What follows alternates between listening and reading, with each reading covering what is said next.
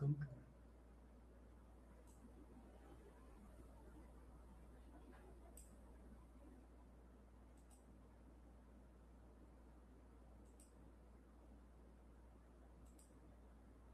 हाँ भाई, good morning good morning good morning. क्या हाल चाल? सभी बच्चों के क्या हाल चाल है भाई? मस्त चल रहा है सब? हाँ। Yes yes yes yes yes yes. Okay.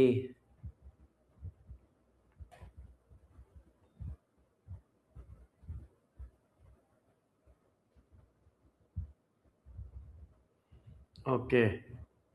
नमस्ते बेटा, नमस्ते। आप लोग बताओ कैसे चल रहे हो? देखो, आप लोगों को कुछ इन्फॉर्मेशन दे देता हूँ जल्दी जल्दी। कल संडे है। संडे को मेरा वन शॉट है 4 बजे से। संडे को 4 बजे से लाइव है। लाइव पूरा मोल कॉन्सेप्ट में कराऊंगा। ठीक है, बिल्कुल बेसिक से। तो जिन बच्चों का बैकलॉग है या कंफ्यूजन है, वो सारे ऑन टाइम रहिएगा। ठीक है, संकल्प नीड वेदांतु चैनल पे, अपने यूट्यूब चैनल पे। क्लियर है? हाँ। तो इसलिए आप लोग सभी लोग ऑन टाइम रहिएगा। 4 बजे से लेके मान के चलो 10-11 बजे तक चलेगा। और सब कुछ करा दूंगा इसमें, बहुत अच्छे से सब कुछ करा दूंगा। तो सारे बच्चे ऑन टाइम रहिएगा। ठीक है, अपने दोस्त यारों को सबको फैला दो जिनका मोल कॉन्सेप्ट बैकलॉग है या जिनको मोल कॉन्सेप्ट में तकलीफ है, सबको ठीक कर देंगे। इतनी बात सबको समझ में आ गई? कल संडे को, कल संडे कितना है? 9 अगस्त है। आज 8 अगस्त है, 9 अगस्त को है। 9 अगस्त, 9 अगस्त।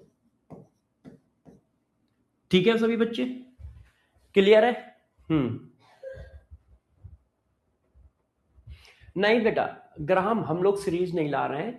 बस ये है कि बहुत सारे बच्चे हैं ना, जैसे आप में से भी बहुत सारे बच्चे हैं जो रहते हैं, कमेंट करते रहते हैं, सर मेरा बैकलॉग हो गया है, सर मैंने तो अभी ज्वाइन किया है। तो यार वो भी बच्चे हैं हमारे, वो भी हमारे बच्चे हैं।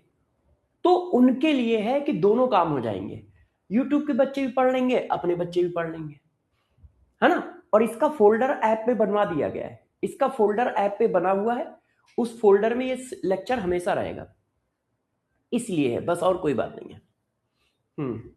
सर टेस्ट 5 बजे तक है। अरे टेस्ट मैनेज कर लेना आप लोग, टेस्ट मैनेज कर लेना, है ना। क्योंकि यदि मैं 5 बजे से चालू करूंगा ना तो दिक्कत है, उधर खत्म होने में टाइम लगेगा, उधर खत्म होने में टाइम लगेगा। कम से कम 6 घंटे तो मुझे चाहिए, 6 से 7 घंटे, है ना। तो 5 बजे चालू करूंगा तो उधर 11-12 बजे खत्म होगा, फिर सुबह क्लास होगी। इतनी बात सबको समझ में आ गई? इतनी बात सबको समझ में आ गई? हाँ। और आपको क्या क्या मिलेगा, क्या क्या नहीं मिलेगा, ये बता दूंगा। अच्छा, अब चलो आ जाओ, अब चलो आ जाओ कल की क्यूएसडी सीट। सब लोग कल की क्यूएसडी सीट करके आए हो? क्यूएसडी सीट करके आए हो? सारे बच्चे क्यूएसडी सीट करके आए हैं? क्यूएसडी सीट नंबर 8। चलो स्टार्ट करते हैं। तो क्यूएसडी सीट नंबर 8 का पहला क्वेश्चन, सारे बच्चे ध्यान दो। क्यूएसडी सीट नंबर 8 का पहला क्वेश्चन क्या है? In which case value of van't of factor is greater than 1। Van't of factor की वैल्यू 1 से ज्यादा कब होगी? तो देखो मैंने आपको पढ़ाया है, वांट ऑफ फैक्टर की वैल्यू ग्रेटर देन 1 होती है डिसोसिएशन के केस में। डिसोसिएशन के केस में ग्रेटर देन 1 होती है, एसोसिएशन के केस में लेस देन 1 होती है, और जब कुछ नहीं हो रहा होता है तो 1 होती है। जब कुछ नहीं हो रहा होता है तो 1 होती है। No association no dissociation. जब एसोसिएशन डिसोसिएशन कुछ नहीं होता है तो 1 होती है। अब आप ग्रेटर देन 1 कह रहे हो, इसका मतलब डिसोसिएशन होना चाहिए। एस्टिक एसिड को जब बेंजीन में डालोगे तो एसोसिएशन होता है, डिसोसिएशन नहीं होता है, मैंने कल ही पढ़ाया है। सुक्रोज को पानी में डालोगे तो सुक्रोज क्या है? कार्बोहाइड्रेट, ना तो ये एसोसिएट होता है ना डिसोसिएट होता है। HCl क्या है? एसिड। HCl को जब पानी में डालोगे तो डिसोसिएशन होगा। HCl को जब पानी में डालोगे तो डिसोसिएशन होगा, और डिसोसिएशन होगा तो क्या होगा? I greater than 1। क्यों? HCl किस में ब्रेक हो जाता है? H आयन और Cl आयन में। HCl किस में ब्रेक हो जाता है? H आयन और Cl आयन में, पानी में। सही है?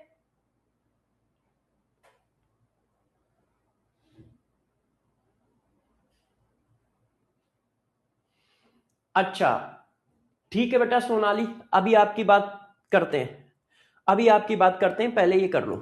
तो क्वेश्चन कौन सा है? केस नंबर 3 जो है वो हमारा करेक्ट है। Question number 2, calculate value of van't of factor 20% dissociation of sodium sulphate equal solution. अब देखो डिसोसिएशन के केस में वांट ऑफ फैक्टर का फार्मूला ये है, ये। अब आप एन की वैल्यू निकालो, अल्फा की वैल्यू निकालो। अब देखो कितने आयन है, टोटल आयन कितने हैं? 2 और एक 3। एन की वैल्यू कितनी है? 3। एन की वैल्यू कितनी है? 3। 2 और एक सल्फेट आयन।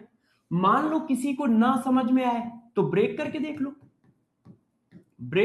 लो, अब एन की वैल्यू कितनी है? टोटल आयन कितने हैं? 2 और एक 3। तो एन इक्वल टू हो गया 3। अब बात आई आई की, अल्फा की। अब देखो अल्फा कितना है? 20% डिसोसिएट है। अब परसेंटेज को वैल्यू बनाओगे तो 100 से डिवाइड, तो 0.2 आ गया। परसेंटेज को वैल्यू बनाओगे तो 100 से डिवाइड, 0.2 आ गया। तो ये कितना आ गया? 1.4 आंसर आ रहा है, 1.4 आएगा। तो वांट ऑफ फैक्टर की वैल्यू कितनी? 1.4। Very good, very good. QSD number 3, जल्दी बताइए। Solution A is isotonic of solution B. Isotonic का मतलब क्या होता है? कि दोनों के ऑस्मोटिक प्रेशर बराबर हैं। इसका मतलब ए का ऑस्मोटिक प्रेशर बी के ऑस्मोटिक प्रेशर के, but solution B is hypotonic of solution C. Hypotonic का मतलब होता है लेस देन। हाइपोटोनिक का मतलब क्या होता है? Less than. इसका मतलब सोल्यूशन बी का ऑस्मोटिक प्रेशर कम है सोल्यूशन सी से। सोल्यूशन बी का ऑस्मोटिक प्रेशर कम है सोल्यूशन सी से। तो इसके हिसाब से ऑर्डर क्या हुआ? इसके हिसाब से ऑर्डर ये हुआ, ए और बी बराबर है और सी इन दोनों से ज्यादा है। ये ऑर्डर आया ना, ए और बी बराबर है और सी का ऑस्मोटिक प्रेशर इनसे ज्यादा है। तो osmotic pressure of solution A and B are equal, true. ये ट्रू है। हमें इनकरेक्ट चाहिए। Osmotic pressure of solution A is greater than C, गलत।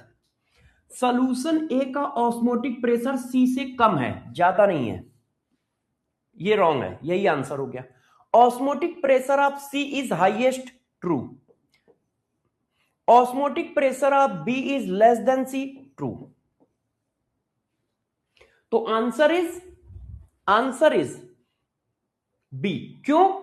इनकरेक्ट स्टेटमेंट चाहिए और बी इनकरेक्ट है। ए का ऑस्मोटिक प्रेशर सी से ज्यादा नहीं है। क्यों? ए और बी बराबर है और सी का ऑस्मोटिक प्रेशर बी से ज्यादा है, तो इसका मतलब वो ए से भी ज्यादा है। Size of solute particle A is greater than solute B if 1.4 mole of both solute dissolve in 100 gram water separately, which property value is not same in both solution? बताओ भाई।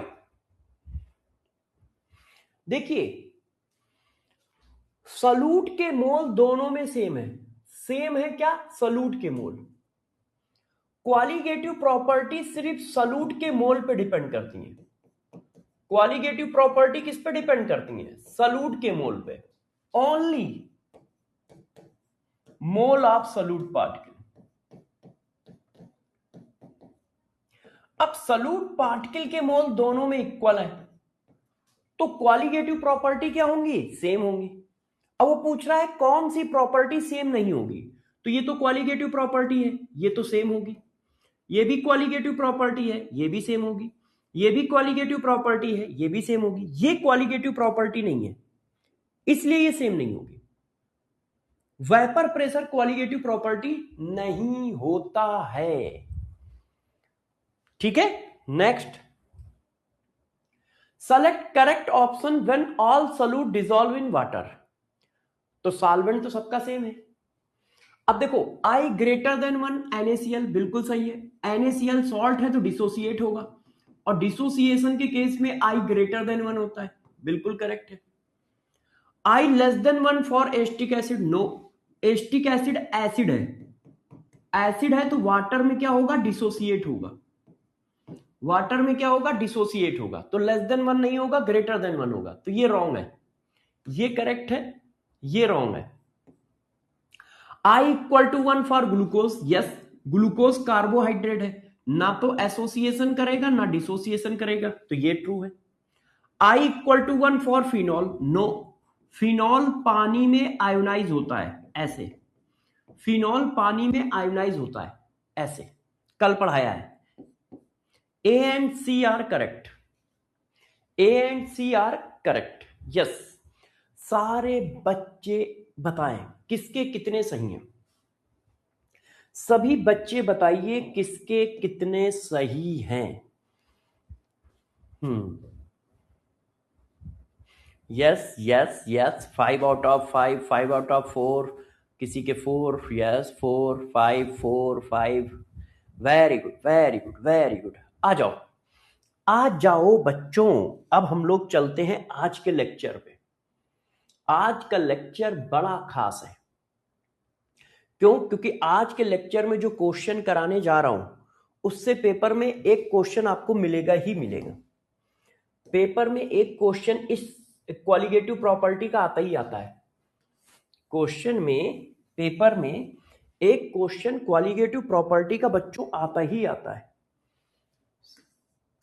तो जरा इसके बारे में अच्छे से आपको एक्सप्लेन कर दूं, जैसे आपका क्वेश्चन देखते ही बन जाए, आप तुरंत सॉल्व कर दो। तो देखो बच्चों, जो मैंने पढ़ाया है उस चीज को थोड़ा समराइज करता हूं, है ना, जैसे आप इसको बहुत अच्छे से समझ पाए और क्वेश्चन को बहुत अच्छे से सॉल्व कर पाए। देखो CSD देता हूं, एक तरफ है हमारे पास एलिवेशन इन बॉइलिंग पॉइंट, क्या है, एलिवेशन इन बॉइलिंग पॉइंट, जिसको हम डेल्टा टीवी कहते हैं। एक तरफ है डिपर्शन इन फ्रीजिंग पॉइंट, जिसको हम लोग डेल्टा TF कहते हैं। क्लियर? अब सारे बच्चे आराम से 10-15 मिनट मेरी बात को समझेंगे। सबसे पहले बताओ, हम बॉइलिंग पॉइंट में करते क्या है? हम बॉइलिंग पॉइंट में लिक्विड को वेपर में ले जाते हैं। लिक्विड को किस में ले जाते हैं? वेपर में ले जाते हैं। बॉइलिंग पॉइंट को हम लिक्विड को वेपर में ले जाते हैं। अब जब आप लिक्विड सॉल्यूशन को वेपर में ले जाते हो तो ये बताओ कि इक्विलिब्रियम बनती किसके बीच में है? पहला पॉइंट मेरा ये है, मतलब वेपर बनती किसकी है? वेपर सॉल्वेंट की बनती है कि सॉल्यूट की बनती है कि दोनों की बनती है? जब आप सॉल्यूशन बना लोगे, जब आप सॉल्यूशन बना लोगे तो सॉल्यूशन को जब हीट करोगे तो वेपर किसकी बनती है? सॉल्वेंट की बनती है, सॉल्यूट की बनती है, या दोनों की बनती है? सब लोग बताओ। हाँ बेटा, PYQ लाया हूं जेईई मेंस के, वो भी कराऊंगा। सिर्फ सॉल्वेंट की बनती है, क्योंकि नॉन वैलेटाइल सॉल्यूट डालते हो आप, नॉन वैलेटाइल सॉल्यूट डालते हो, भूल गए तुम। सिर्फ सॉल्वेंट की बनती है। तो जब सॉल्वेंट की बनती है तो इक्विलिब्रियम किसके बीच में आई? इक्विलिब्रियम आई सॉल्वेंट लिक्विड, सॉल्वेंट लिक्विड और सॉल्वेंट वेपर के बीच में। सॉल्वेंट लिक्विड और सॉल्वेंट वेपर के बीच में इक्विलिब्रियम आई। सॉल्वेंट लिक्विड और सॉल्वेंट वेपर के बीच में इक्विलिब्रियम आएगी। क्यों? क्योंकि सॉल्यूट तो नॉन वैलेटाइल है। रीजन क्या है? रीजन ये है क्योंकि सॉल्यूट नॉन वैलेटाइल है। आप नॉन वैलेटाइल सॉल्यूट डालते हो, आप कैसा सॉल्यूट डालते हो? नॉन वैलेटाइल सॉल्यूट डालते हो। इसलिए वो सॉल्वेंट लिक्विड और सॉल्वेंट सॉलिड वेपर के बीच में इक्विलिब्रियम आएगी। पहला पॉइंट तो ये देखो, है ना। अब इस इक्विलिब्रियम में क्या होता है, बॉइलिंग पॉइंट बढ़ जाता है। तो बॉइलिंग पॉइंट कितना बढ़ता है, उसको हम कहते हैं डेल्टा टीबी। और डेल्टा टीबी इक्वल टू क्या है, कितना बॉइलिंग पॉइंट बढ़ गया है नॉन वेलेटाइल सॉल्यूट मिलाने से। इसी को कहा जाता है एलिवेशन इन बॉइलिंग पॉइंट, जिसका फार्मूला क्या है, boiling point of solution minus boiling point of solvent. ये देखो ऐसे। और delta TB equal to formula होता है आई के बी एम। मैंने आप सबको बताया है कि विदाउट आई कोई फार्मूला नहीं लिखोगे, विदाउट आई कोई फार्मूला नहीं लिखोगे। अब गौर से मेरी बातों को समझिएगा, ये सारे पॉइंट काम आएंगे क्वेश्चन में। अब देखो ये कांस्टेंट है, किसी सॉल्वेंट का बॉइलिंग पॉइंट कांस्टेंट होता है, किसी सॉल्वेंट का बॉइलिंग पॉइंट कांस्टेंट होता है। तो इसका मतलब डेल्टा टीबी बढ़ेगा तो बॉइलिंग पॉइंट ऑफ सॉल्यूशन बढ़ेगा, डेल्टा टीबी कम होगा तो बॉइलिंग पॉइंट ऑफ सॉल्यूशन कम होगा। इसका मतलब डेल्टा टीबी और बॉइलिंग पॉइंट ऑफ सॉल्यूशन एक दूसरे के डायरेक्टली प्रोपोर्शनल है, एक दूसरे के डायरेक्टली प्रोपोर्शनल है। अब देखो के भी सॉल्वेंट पे डिपेंड करता है, तो इसका मतलब डेल्टा टीबी की वैल्यू डायरेक्टली प्रोपोर्शनल है आई इंटू एम के। यदि क्या हो, सॉल्वेंट सेम हो, सॉल्वेंट क्या हो, सेम। यदि सॉल्वेंट सेम है तो सॉल्वेंट सेम है तो के भी सेम हो गया, और के भी सेम हो गया तो डेल्टा टीबी किसके प्रोपोर्शनल हो गया, आई into M K. I into M, I van't of factor, M concentration molarity, N concentration molarity. Clear है ये बात। अच्छा यदि डेल्टा टीबी सेम है तो बॉइलिंग पॉइंट ऑफ सॉल्यूशन भी डायरेक्टली प्रोपोर्शनल होगा। जब डेल्टा टीबी डायरेक्टली प्रोपोर्शनल है तो बॉइलिंग पॉइंट ऑफ सॉल्यूशन भी डायरेक्टली प्रोपोर्शनल होगा। ये देखो इतनी बात क्लियर हुई। नहीं आज चैप्टर नहीं खत्म होगा बेटा, अभी तो इसमें बहुत बाकी है। अभी आपको आइडियल नॉन आइडियल सॉल्यूशन पढ़ाना बाकी है और हेनरी लॉ पढ़ाना बाकी है। आज के बाद 2 क्लास लगेंगी, आज के बाद 2 क्लास और लगेंगे, बस खत्म हो जाएगा। अब इधर आओ, अब इधर आओ। अब देखो फ्रीजिंग पॉइंट क्या होता है। फ्रीजिंग पॉइंट में आप क्या करते हो, लिक्विड सॉल्यूशन को फ्रीज करते हो। फ्रीज करने का मतलब सॉलिड में कन्वर्ट करते हो, सॉलिड में कन्वर्ट करते हो। अब इसमें इक्विलिब्रियम किसके बीच में आती है, इसमें इक्विलिब्रियम किसके बीच में आती है, तो देखो इसमें इक्विलिब्रियम किसके बीच में बनती है, लिक्विड सॉल्वेंट और सॉलिड सॉल्वेंट के बीच में। यहां पर भी इक्विलिब्रियम सॉल्वेंट के बीच में ही रहती है। किसी ने कहा why, reason, reason non volatile solute है। सॉल्यूट तो पहले से ही सॉलिड है, क्योंकि सॉल्यूट तो पहले से ही सॉलिड है। अब सॉलिड को क्या सॉलिड करोगे, सॉल्यूट पहले से ही सॉलिड है। आप क्या डाल रहे हो, ग्लूकोज, आप क्या डाल रहे हो, यूरिया, आप क्या डाल रहे हो, सुक्रोज, ये सब सॉलिड है। आप क्या डाल रहे हो, NaCl, आप क्या डाल रहे हो, सोडियम सल्फेट, ये सब सॉलिड है। तो जब सॉल्यूट पहले से ही सॉलिड है तो फिर लिक्विड से सॉलिड में जा कौन रहा है, तो लिक्विड से सॉलिड में कौन जा रहा है, सॉल्वेंट। अनीस कह रहा है सर सिलेबस लेट नहीं होगा क्या, नहीं, हम तो बेवकूफ हैं, हमें कहां समझ है। तुम पहली बार या दूसरी बार नीट पढ़ रहे होगे तो तुम्हें ज्यादा समझ है कि सिलेबस कब कैसे खत्म करना है। हम तो बेवकूफ हैं, 22 साल से कुछ घास छील रहे थे, अचानक टीचर बन गए और तुम्हें पढ़ाने लगे। हमें थोड़ी किसी चीज का नॉलेज है ना अनीस। कितने बार के ड्रॉपर हो जरा बताना मेरे को, कितने बार के ड्रॉपर हो। तुम सिर्फ अपनी चीजों पे फोकस करो कि तुम्हें हर चैप्टर में 90% इफिशियंसी रहे और तुम हर चैप्टर को हमेशा 100% परफॉर्म कर पाओ। सिलेबस की टेंशन ना लो, ये हमारे बाएं हाथ का खेल है ना। आपका सिलेबस तो 30 दिन में भी हम खत्म कर देंगे और 40 दिन में भी खत्म कर देंगे। देखो अभी वन शॉट कल पढ़ाऊंगा, कोई भी टॉपिक मिस हो तो बताना। जितना तुम्हें 17 क्लास में पढ़ाया है उतना ही अभी देखना 6 घंटे में पढ़ा दूंगा। आप चेक कर लेना, कोई भी सब टॉपिक मिस हो तो बताना। संडे को लाइव है 4 बजे, पूरा वन शॉट कराऊंगा मूल कॉन्सेप्ट का,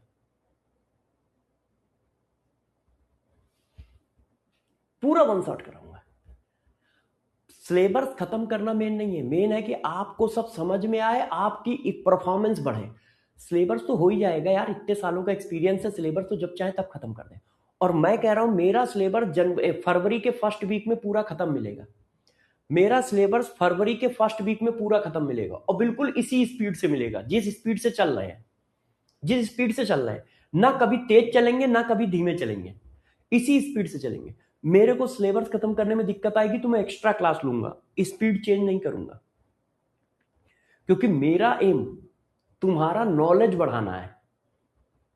मेरा एम सिलेबस खत्म करना नहीं है। और सिलेबस जब खत्म करना होगा वो तो कर देंगे यार, अपने बाएं हाथ का खेल है,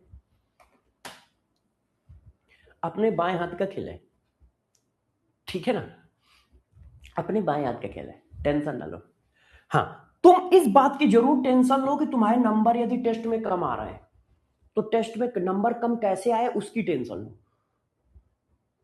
तुम्हें डीपीपी में क्वेश्चन गलत हो रहे हैं उसकी टेंशन लो। तुम इस बात की टेंशन लो कि मेरे 650 से ऊपर नंबर क्यों नहीं आ रहे हैं, इसकी टेंशन लो। हाँ ठीक है, बाकी टेंशन ना लो। सब्जेक्ट में क्या पढ़ाना है, क्या देना है, कब खत्म करना है, उसकी जिम्मेदारी मेरे ऊपर छोड़ दो। मैं सब कुछ दूंगा आपको, सब कुछ खत्म करूंगा आराम से, टाइम पे। अच्छा, अब आओ तो देखो, लिक्विड सॉल्वेंट और सॉलिड सॉल्वेंट के बीच में इक्विलिब्रियम होगी। क्यों? क्योंकि सॉल्यूट तो पहले से ही सॉलिड है। अब फ्रीजिंग पॉइंट डिक्रीज करता है, तो कितना डिक्रीज करता है? Delta TF. डेल्टा टीएफ क्या है? नॉन वोलेटाइल सॉलिड मिलाने से कितना फ्रीजिंग पॉइंट डिक्रीज हो गया है, और जिसका फार्मूला क्या है? फ्रीजिंग पॉइंट ऑफ सॉल्वेंट, गौर से देखना formula, freezing point of solvent minus freezing point of solution. ये देखो, इन दोनों में डिफरेंसेस चेक कर लो। यहां सॉल्यूशन माइनस सॉल्वेंट है, यहां सॉल्वेंट माइनस सॉल्यूशन है, और इसका फार्मूला क्या है? डेल्टा टीएफ इक्वल टू आई के एफ एम। इसका मतलब डेल्टा टीएफ और freezing point of solution inversely proportional है। चेक करिए, ये देखो यहां पे अच्छे से, क्यों? ये कांस्टेंट वैल्यू है, तो जब ये डिक्रीज होगा तब ये बढ़ेगा। उसका रीजन है ये बड़ा है ना, ये हमेशा बड़ा है। फ्रीजिंग पॉइंट ऑफ सॉल्वेंट हमेशा बड़ा है। क्यों? क्या लिखा है? डिपर्सन इन फ्रीजिंग पॉइंट, मतलब सॉल्यूट मिलाने से फ्रीजिंग पॉइंट डिक्रीज करेगा, तो ये तो हमेशा बड़ा है। अब ये वैल्यू कब बढ़ेगी? जब ये गिरे, क्योंकि ये कांस्टेंट भी है और बड़ा भी है। तो इसका मतलब यदि ये वैल्यू बढ़ानी है तो इसको कम करना होगा, और इसको कम करना होगा तो ये कम होता जाएगा, ये बढ़ता जाएगा। इसका मतलब ये दोनों इनवर्सली प्रोपोर्शनल है। ऐसे ऐसे देखो, ये तो फिक्स है, अब ये कम होता जाएगा, डिफरेंस बढ़ता चला जाएगा। ये देखो, अब चेक करो, डिफरेंस बढ़ता जा रहा है। ये देखिए, पहले डिफरेंस 10 था, अब डिफरेंस 20 हुआ, अब डिफरेंस 30 हुआ। तो डिफरेंस क्या है? Delta TF. और ये क्या है? Freezing point of solution. ये देखो, तो इसका मतलब फ्रीजिंग पॉइंट ऑफ सॉल्यूशन और डेल्टा टीएफ एक दूसरे के इनवर्सली प्रोपोर्शनल है। ये देखिए, अब जरा देखो, डेल्टा टीएफ डायरेक्टली प्रोपोर्शनल है आई इंटू एम के। यदि सॉल्वेंट सेम है, केएफ सेम, केएफ सेम होने का मतलब सॉल्वेंट सेम है। यदि सॉल्वेंट सेम है तो इनकी वैल्यू सेम रहेगी। अच्छा, तो फिर फ्रीजिंग पॉइंट ऑफ सॉल्यूशन क्या होगा? Inversely proportional. क्यों? इसके डायरेक्टली प्रोपोर्शनल है तो इसके इनवर्सली प्रोपोर्शनल आएगा।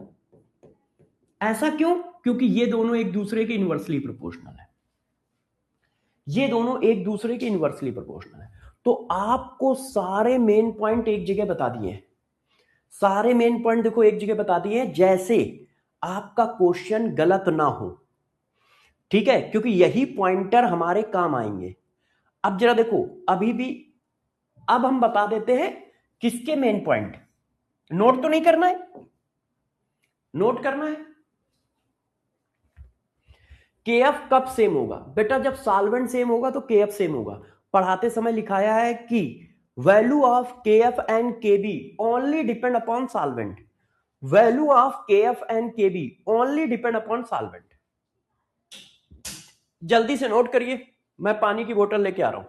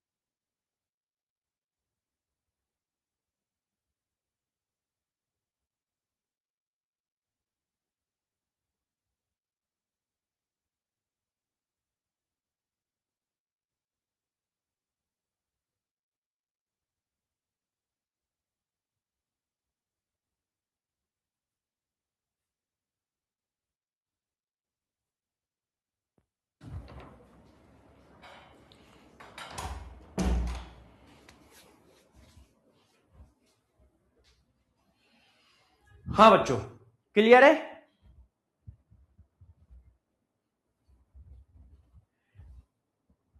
ओके। अब देखो, अब मैं बात करता हूं ऑस्मोटिक प्रेशर की। तो देखो, ऑस्मोटिक प्रेशर में जरा ध्यान दो, ऑस्मोसिस एंड ऑस्मोटिक प्रेशर, इसके बारे में ध्यान दो।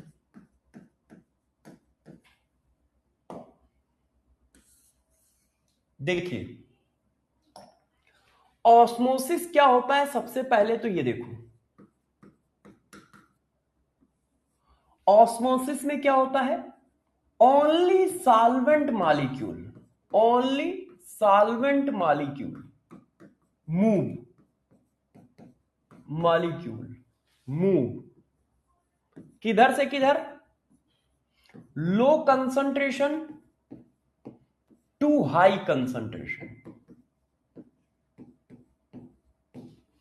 प्रेशर के टर्म में high vapour pressure of solution to low vapour pressure of solution. ध्यान है, ये मैंने सब पढ़ा रखा है। ये देखिए, थ्रू एसपीएम, एसपीएम के थ्रू, ये ऑस्मोसिस है। अब ऑस्मोसिस रुकेगी कब, एट इक्विलिब्रियम, एट इक्विलिब्रियम, या ऑस्मोसिस जब रुक गई, या स्टॉप ऑस्मोसिस। स्टॉप ऑस्मोसिस का मतलब हुआ कि डायरेक्शन नहीं है, अब कोई पर्टिकुलर डायरेक्शन नहीं है। तो ऐसा कब होता है, जब कंसंट्रेशन ऑफ सॉल्यूशन 1 बराबर हो जाएगा कंसंट्रेशन ऑफ सॉल्यूशन 2 के, तब क्या होगा, ऑस्मोसिस रुक जाएगी, मतलब उनमें इक्विलिब्रियम आ जाएगा। जितने मॉलिक्यूल सॉल्यूशन ए से सॉल्यूशन बी की ओर जाएंगे सॉल्वेंट के, उतने ही मॉलिक्यूल सॉल्वेंट के सॉल्यूशन बी से ए की ओर आएंगे। ये देखो, ये इक्विलिब्रियम की बात बताई। अब ऑस्मोटिक प्रेशर क्या होता है, ऑस्मोटिक प्रेशर क्या होता है, तो ऑस्मोटिक प्रेशर हमारा क्या होता है बच्चों, ऑस्मोटिक प्रेशर वो एक्सटर्नल प्रेशर होता है, वो एक्सटर्नल प्रेशर होता है जो ऑस्मोसिस को रोकता है, stop osmosis process. Exert, exert to, किधर लगाते हो बताओ भाई, exert to high concentration side, high concentration side to stop osmosis, to stop osmosis. High concentration side में लगाते हैं जैसे ऑस्मोसिस रुक जाए, और उसकी वैल्यू क्या होती है, दोनों के वेपर प्रेशर के डिफरेंस के बराबर। जो ज्यादा होगा उसको पहले लिखोगे, जो कम होगा उसको बाद में लिखोगे। इसकी वैल्यू क्या होती है? दोनों के वेपर प्रेशर, दोनों सॉल्यूशन के वेपर प्रेशर के डिफरेंस के बराबर, है ना। ये सब मैं पढ़ा चुका हूं, बस सारे पॉइंटर एक जगह लिख रहा हूं जैसे आपको रिवीजन करने में दिक्कत ना आए। इसी का फार्मूला होता है pi equal to i C R T. Pi equal to i C R T. अब सारे बच्चे इस जगह पे एक बहुत अच्छा पॉइंट ध्यान रखेंगे, गौर से सुनो मैं क्या लिख रहा हूं। If more than one solute present, if more than one solute present, मान लो सॉल्यूट एक से ज्यादा है तो ये फार्मूला अपने को कैसे चेंज करेगा इन सॉल्यूशन। तो बच्चों ये फार्मूला अपने को ऐसे चेंज करता है, हर सॉल्यूट के लिए I1C1 अलग होता है, हर सॉल्यूट के लिए I1C1 अलग होता है। ये देखो RT, मान लो दो सॉल्यूट है तो हर सॉल्यूट का I अलग होगा, हर सॉल्यूट का कंसंट्रेशन अलग होगा, हर सॉल्यूट का I, हर सॉल्यूट का कंसंट्रेशन। मान लो दो सॉल्वेंट सॉल्यूट डाल रखे तो I1C1 plus I2C2 into RT। तीन डाल रखे तो I1C1 plus I2C2 plus I3C3 into RT। और एक सॉल्यूट है तो ये तो है ही है, ये तो है ही है। क्लियर है? क्लियर है। अब अगला कॉन्सेप्ट समझो, यदि आइसोटोनिक है तो आइसोटोनिक सॉल्यूशन का मतलब क्या होता है? आइसोटोनिक सॉल्यूशन का मतलब होता है कि दोनों सॉल्यूशन के वेपर प्रेशर सेम है ना। Pi of solution 1 is equal to pi of solution 2, मतलब ऑस्मोटिक प्रेशर दोनों के सेम है। ये देखो, और पाई की वैल्यू क्या है? I1C1 RT, I2C2 RT। अब टेम्परेचर सेम है तो ये फार्मूला लगेगा, यदि टेम्परेचर अलग अलग है तो T1 T2 हो जाएगा, T1 T2 हो जाएगा। क्लियर? अच्छा, हाइपोटोनिक और हाइपरटोनिक क्या होता है? हाइपोटोनिक एंड हाइपरटोनिक, ये क्या होते हैं? देखो, ये पॉइंट मैं थोड़ा स्पीड में डिस्कस कर रहा हूं क्योंकि ये मैंने कल ही पढ़ाए हैं सारे, बस मैं एक जगह पे सिंक्रोनाइज कर रहा हूं। अब देखो, यदि सॉल्यूशन 1 का ऑस्मोटिक प्रेशर ज्यादा है सॉल्यूशन 2 से, तो हम इसको क्या बोलेंगे बच्चों? हम इसको क्या बोलेंगे जरा बताओ? Solution 1 is hypertonic of solution 2, hypertonic of solution 2। अब यदि सॉल्यूशन 2 के रिस्पेक्ट में बोलना है तो क्या बोलेंगे? Solution 2 is hypotonic. हाइपो का मतलब कम होता है, हाइपो का मतलब कम होता है, और हाइपर का मतलब ज्यादा होता है। ये देखो, हाइपो का मतलब कम होता है, हाइपर का मतलब ज्यादा होता है। ये देखो, सारी क्वालिटेटिव प्रॉपर्टी के कॉन्सेप्ट फार्मूले एक जगह पे लिखा दिए, एक जगह पे आपको करा दिए, जैसे आप क्वेश्चनों को बहुत अच्छे से कर पाओ। अब लास्ट एंड फाइनल फिर क्वेश्चन पे आते हैं और क्वेश्चन करते हैं। तो बच्चों ने कहा लास्ट एंड फाइनल, अरे भाई वेपर प्रेशर को भी तो ध्यान दोगे, वेपर प्रेशर आप सॉल्यूशन को नहीं ध्यान दोगे। देखो, आपको मैंने फार्मूला पढ़ाया relative lowering of vapour pressure, sorry relative lowering of vapour pressure. आपको मैंने पढ़ाया P naught minus P S upon P naught equal to I का ये। इसका मतलब मैंने सारे बच्चों को बताया है कि इसका मतलब ये है। इस पर आईआईटी में क्वेश्चन आ चुका है, अभी नीट पे क्वेश्चन नहीं आया है। बच्चे क्या करते हैं, सिर्फ आई का मल्टीप्लाई ऊपर रखते हैं, नीचे छोड़ देते हैं। ध्यान रखना दोनों जगह पे है। अच्छा, अब इस चीज को देखो, इसका मतलब relative lowering of vapour pressure जो है, अब मैं यदि आपसे पूछूं, गौर से सुनना, लॉरिंग ऑफ वेपर प्रेशर किसके प्रोपोर्शनल होगा? तो lowering of vapour pressure directly proportional होगा आई इंटू काई ए के। क्यों? क्योंकि पी नॉट तो कांस्टेंट होता है। प्योर लिक्विड का वेपर प्रेशर क्या होता है? कांस्टेंट। प्योर लिक्विड का वेपर प्रेशर क्या होता है? कांस्टेंट। इसका मतलब जिसका आई इंटू काई ज्यादा है उसका लॉरिंग ऑफ वेपर प्रेशर भी ज्यादा होगा। अच्छा, एक सबसे खास बात है कि पीएस जो है वो इनवर्सली प्रोपोर्शनल होगा आई इंटू काई के। वांट ऑफ फैक्टर आ गया है ना। पीएस क्या है? Vapour pressure of solution. Vapour pressure of solution concentration के इनवर्सली प्रोपोर्शनल होता है, कई बार बता चुका हूं। क्यों?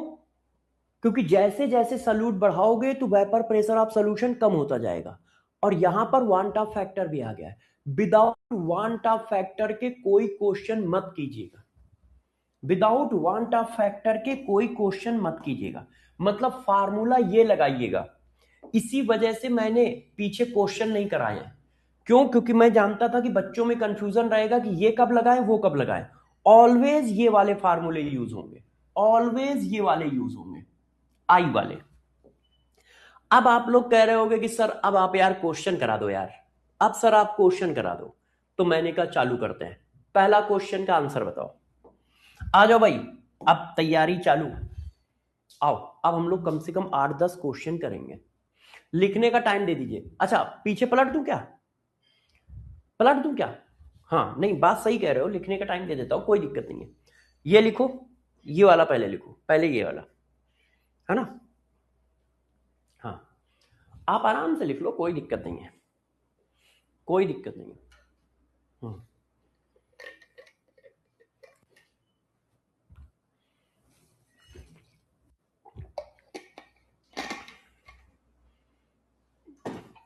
हाँ, नोट कर लीजिए।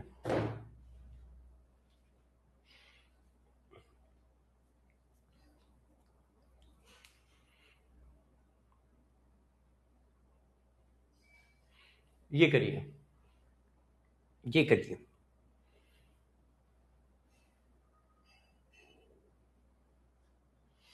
हाँ राहुल बेटा, बस मस्त इसी तरह से पढ़ते रहो,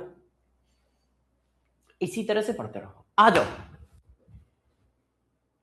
हाँ, हर चैप्टर के हैंड रिटन सीएचडी नोट्स मैं आपको दूंगा चैप्टर खत्म होने पर। जैसे अब मंडे को दे दूंगा। चैप्टर खत्म होने पर हर चैप्टर में मैं इतनी बात जरूर डाल दूंगा, अभी बता दूंगा क्या क्या। अब पहले क्वेश्चन कर लेने दो। Which one is a qualitative property? अब देखो, क्वालिटेटिव प्रॉपर्टी बच्चों कौन कौन होता है? बॉइलिंग पॉइंट क्वालिटेटिव प्रॉपर्टी है? नहीं। Elevation of boiling point qualitative property है। वेपर प्रेशर क्वालिटेटिव प्रॉपर्टी है? नहीं। Relative lowering of vapour pressure qualitative property है। ऑस्मोटिक प्रेशर क्वालिटेटिव प्रॉपर्टी है? हाँ। फ्रीजिंग पॉइंट क्वालिटेटिव प्रॉपर्टी है? नहीं। Depression in freezing point qualitative property है। Depression in freezing point qualitative property है। Clear है? यस, कोई दिक्कत तो नहीं है। अच्छा, अब आओ, अब आइए इस क्वेश्चन को करते हैं। आ जाओ, ठीक है, चलो इस क्वेश्चन को शुरू करते हैं। आ जाइए। अब देखो जरा क्वेश्चन को अच्छे से पढ़ो। Of the following 0.1 m equal solution, ठीक है, which one exhibit the largest freezing point of dispersion. मतलब किसका ऑर्डर पूछ रहा है? Largest freezing point of dispersion, मतलब डेल्टा टीएफ का ऑर्डर पूछ रहा है। अब देखो, सबका कंसंट्रेशन सेम है, हाँ, और सब के सब इक्वल सोल्यूशन है, हाँ। देखो, सब के सब क्या है? इक्वल सोल्यूशन है, चेक करो। 0.0 m इक्वल सोल्यूशंस, तो सब के सब इक्वल हैं। तो भाई आप बताओ, के एफ सबके लिए सेम हो गया, कंसंट्रेशन सबके लिए सेम हो गया, तो डेल्टा टीएफ की वैल्यू किसके प्रोपोर्शनल हो गई? आई के प्रोपोर्शनल हो गई। अब जिसका वांट ऑफ फैक्टर ज्यादा उसका डेल्टा टीएफ ज्यादा। अब देखो, KCl सॉल्ट है तो पानी में डिसोसिएट होगा, तो पानी में डिसोसिएट हुआ तो आई कितना है? कितने आयन है? के और Cl, एक एक दो, दो है। तो n की वैल्यू 2, और जितनी n की वैल्यू उतनी i की वैल्यू। क्यों? 100% एसोसिएशन डिसोसिएशन मान के चलेंगे। क्यों मान के चलेंगे? क्योंकि क्वेश्चन में कुछ मेंशन नहीं है। जब क्वेश्चन में कुछ मेंशन नहीं होगा तो 100% एसोसिएशन डिसोसिएशन मान के चला जाएगा।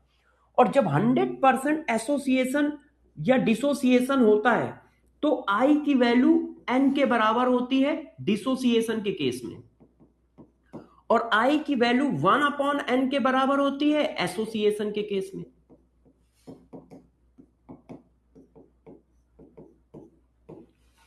अब इसका ये क्या है? ग्लूकोज। ग्लूकोज कार्बोहाइड्रेट है, ना तो एसोसिएशन करेगा ना डिसोसिएशन। जो एसोसिएशन डिसोसिएशन नहीं करते उनके लिए वांट ऑफ फैक्टर की वैल्यू 1। अब देखो कितने आयन है, 2 और 3, 5 है, तो n की वैल्यू 5, n की वैल्यू 5 तो i की वैल्यू 5। अब इसमें कितने हैं, 2 और 1 3, n की वैल्यू 3, n की वैल्यू 3 तो i की वैल्यू 3। तो सबसे ज्यादा क्या होगा? ये होगा। सबसे ज्यादा क्या होगा? ये।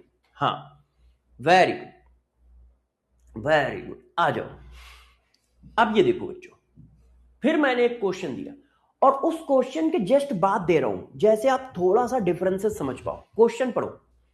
Which of the following equals solution has minimum freezing point? अब देखो दोनों में डिफरेंसेस क्या है। इसमें कहा गया है मिनिमम फ्रीजिंग पॉइंट बताओ, मतलब ये डेल्टा टीएफ नहीं पूछ रहा है, फ्रीजिंग पॉइंट ऑफ सॉल्यूशन पूछ रहा है। और दोनों में बहुत बड़ा डिफरेंस होता है, ये आप जानते हो। एक डायरेक्टली प्रोपोर्शनल होता है, एक इनवर्सली प्रोपोर्शनल होता है। तो फ्रीजिंग पॉइंट के केस में आप ये बात देखते रहना कि वो डिपर्सन इन फ्रीजिंग पॉइंट पूछ रहा है या फ्रीजिंग पॉइंट ऑफ सॉल्यूशन पूछ रहा है। तो देखो जैसे अब क्या पूछ रहा है, which of the following equals solution has minimum freezing point, इसका मतलब फ्रीजिंग पॉइंट ऑफ सॉल्यूशन पूछ रहा है। अब सॉल्वेंट सबके लिए सेम है, क्यों? इक्वस सॉल्यूशन कह दिया। जब सॉल्वेंट सबके लिए सेम है तो freezing point of solution inversely proportional होगा I इंटू एम के। डेल्टा टीएफ डायरेक्टली प्रोपोर्शनल होता है, मगर डेल्टा टीएफ थोड़ी पूछ रहा है वो क्या पूछ रहा है? फ्रीजिंग पॉइंट ऑफ सॉल्यूशन पूछ रहा है। तो I इंटू एम की वैल्यू जिसकी सबसे कम होगी उसका फ्रीजिंग पॉइंट ऑफ सॉल्यूशन सबसे ज्यादा होगा।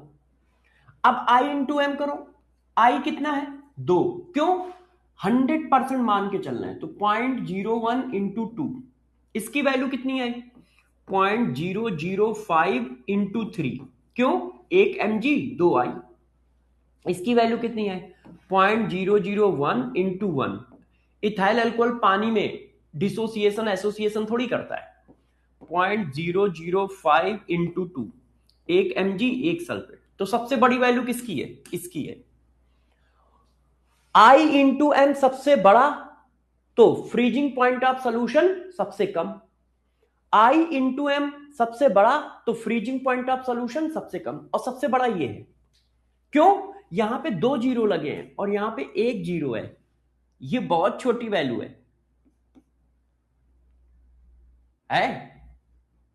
और ये बहुत बड़ी वैल्यू है। सी आंसर नहीं होगा, ए आंसर होगा। क्लियर है? हाँ, यस। चलो अब ये क्वेश्चन देखो, शायद इस क्वेश्चन में कोई एरर है क्योंकि मैं क्वेश्चन करा चुका हूं, मैं क्वेश्चन ही करा चुका हूं। चलो चेक करते हैं। जितना मुझे आइडिया है कि इस क्वेश्चन में कोई एरर है, इसकी जगह दूसरा कराते हैं। चलो चेक कर लेते हैं, है ना? एरर होगा तो दूसरा कर लेंगे। चलो बच्चों, increasing the following solution in order of their boiling point. Boiling point का ऑर्डर पूछ रहा है, तो boiling point of solution directly proportional होता है I इंटू एम के भी सबका सेम है। के भी सबका सेम क्यों है? क्योंकि सबका सबका सॉल्वेंट वाटर है। आपने कहा कि सर कहां दिया है वाटर है, कहां दिया है वाटर है, तो ये बात सही है। ये क्वेश्चन में एरर है, मतलब जिसने भी क्वेश्चन लिखा है उसको क्लियर लिखना चाहिए कि arrange the following equal solution in order of their increasing boiling point. मगर जब भी ना लिखा जाए तो अंडरस्टूड होता है कि वाटर सॉल्वेंट होगा, क्योंकि वो हमारा यूनिवर्सल सॉल्वेंट है। क्वेश्चन में वैसे क्या होता है, क्वेश्चन कभी कंफ्यूजिंग नहीं दिया जाता है, क्वेश्चन की लैंग्वेज सही होनी चाहिए। आप क्वेश्चन को चाहे जितना टफ करो, अब तुम चीजें बताओगे नहीं तो हम सॉल्व कैसे करेंगे। मगर इसलिए नहीं बताया गया क्योंकि वाटर स्टैंडर्ड सॉल्वेंट है, यूनिवर्सल सॉल्वेंट है। तो वाटर क्या है, सबका सॉल्वेंट है। अब सॉल्वेंट सेम है तो के भी सबका सेम है। तो boiling point of solution directly proportional है आई into M K. I into M करते जाओ, देखो m इंटू आई की वैल्यू कितनी 2, m इंटू आई की वैल्यू कितनी 1 क्यों, यूरिया है। अब I इंटू एम एम कितना है, ये I कितना है 2, NaCl है तो I कितना होगा 2। अब सबसे बड़ी वैल्यू कौन सी है, तो यार सबसे बड़ी वैल्यू ये वाली है, तो सबसे ज्यादा फोर्थ का होगा, तो ये गलत हो गया। ठीक, फिर किसका होगा, फिर होगा इसका 1 का, फिर किसका होगा 1 का। तो फोर्थ के बाद सेकंड, मतलब फोर्थ के बाद सेकंड, तो फोर्थ के बाद सेकंड किस में दिया है, सब में थर्ड दिया है। एक बार देखना सेकंड की वैल्यू कितनी है, सेकंड की वैल्यू है ये, और इसकी वैल्यू है ये, 3 जीरो लगेंगे, यही तो बड़ा है। सेकंड आना चाहिए, है ना, सेकंड आना चाहिए, और सेकंड किसी में नहीं है। मैं कह रहा था ना इस क्वेश्चन में एरर है, सेकंड किसी में आंसर नहीं है। चेक करो, चेक करिए, है ना, तो सेकंड आना चाहिए। अब सेकंड किसी में आंसर नहीं है, वही मैं कह रहा था कि इस क्वेश्चन में एरर है। या तो एरर क्या है, या तो यहां पे 2 होगा, अब जैसे 2 होगा तो सेकंड आएगा, तो हम लोग लगा देते हैं जो क्वेश्चन दिया है उसके हिसाब से लगा देते हैं, उसके हिसाब से लगा देते हैं। तो सबसे बड़ा कौन है, फोर्थ, फिर कौन है सेकंड, फिर कौन है थर्ड, और सबसे छोटा कौन है फर्स्ट। सबसे छोटा कौन है first. Yes yes yes, very good. ये आंसर समझ में आया सबको, सबको ये आंसर समझ में आया है।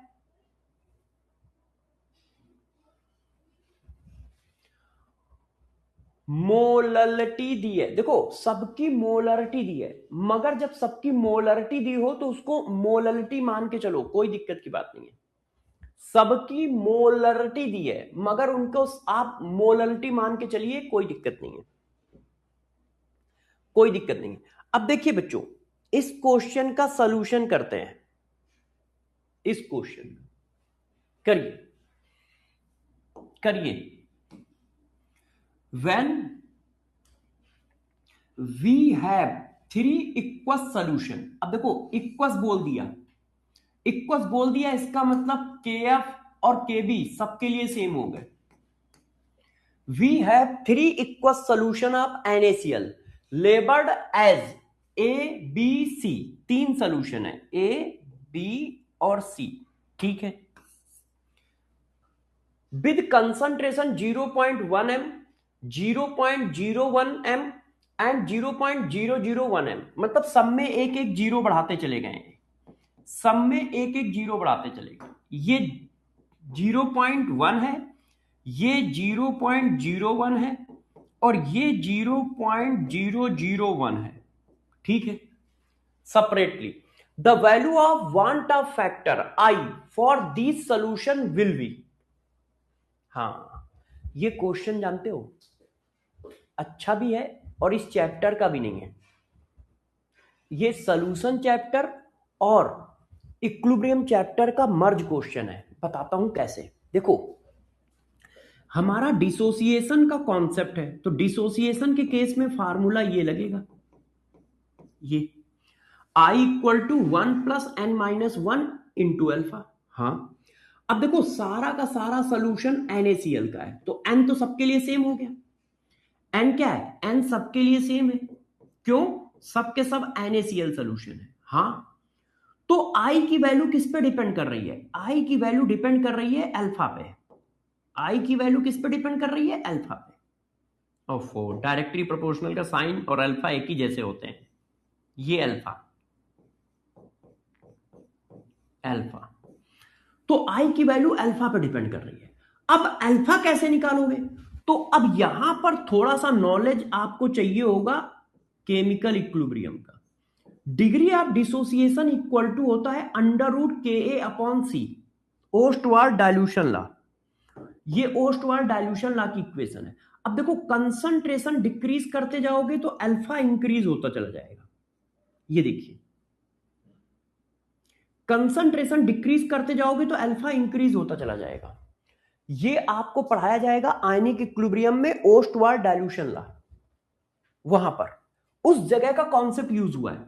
देखिए, कंसंट्रेशन डिक्रीज करते जाओगे तो अल्फा बढ़ता जाएगा। अब देखो, कंसंट्रेशन डिक्रीज होता चला जा रहा है तो अल्फा बढ़ता चला जाएगा। इसका मतलब सबसे ज्यादा अल्फा किसका होगा? सी का होगा। क्यों? क्योंकि कंसंट्रेशन सबसे कम है। कंसंट्रेशन डिक्रीज करते जाओगे तो अल्फा बढ़ता चला जाएगा। अल्फा क्या है? बढ़ता चला जाएगा। तो आंसर ये आएगा। बच्चे ये आंसर टिक कर देंगे। हाँ, नोट करने का टाइम बिल्कुल देंगे। तो ये क्वेश्चन बहुत शानदार क्वेश्चन है, क्योंकि बच्चे क्या देखेंगे? NaCl है, NaCl सॉल्ट है, तो वो 100% डिसोसिएट हो रहा होगा? नहीं, अप्रोक्सीमेट 100% डिसोसिएट हो रहा है, क्योंकि कंसंट्रेशन चेंज कर रहा है। तो आई की वैल्यू अल्फा पर डिपेंड कर रही है, और अल्फा क्या है? कंसंट्रेशन के इनवर्सली प्रोपोर्शनल होता है। अल्फा कंसंट्रेशन के इनवर्सली प्रोपोर्शनल होता है। ये देखिए, तो आंसर क्या आएगा? आंसर आएगा ए। गौर से सुन लो। देखो, एक बच्चा कह रहा रिपीट कर दो। आप ये रिलेशन देखो, ये क्या लिखा है? अल्फा, और ये क्या है? कंसंट्रेशन। इसका मतलब कंसंट्रेशन कम होगा तो अल्फा ज्यादा होगा, और अल्फा ज्यादा होगा तो आई ज्यादा होगा। चेक करो। अरे भाई, ऐसा नहीं, ऐसा लिख दें, ऐसा लिख दें तो कोई बुरा मानोगे? इस चीज से क्या पता चल रहा है? इस चीज से तुम्हें ये बात तो पता चल रही है ना कि ऐसा लिखा जा सकता है। के तो कांस्टेंट है, तो जब कंसंट्रेशन कम तो अल्फा ज्यादा और आई ज्यादा। तो सबसे ज्यादा कंसंट्रेशन किसका कम है? सबसे कम कंसंट्रेशन इसका है, तो सबसे ज्यादा आई होगा, सबसे ज्यादा आई होगा। क्लियर? क्लियर। अब इस क्वेश्चन के बारे में मैं आपको बताता हूं।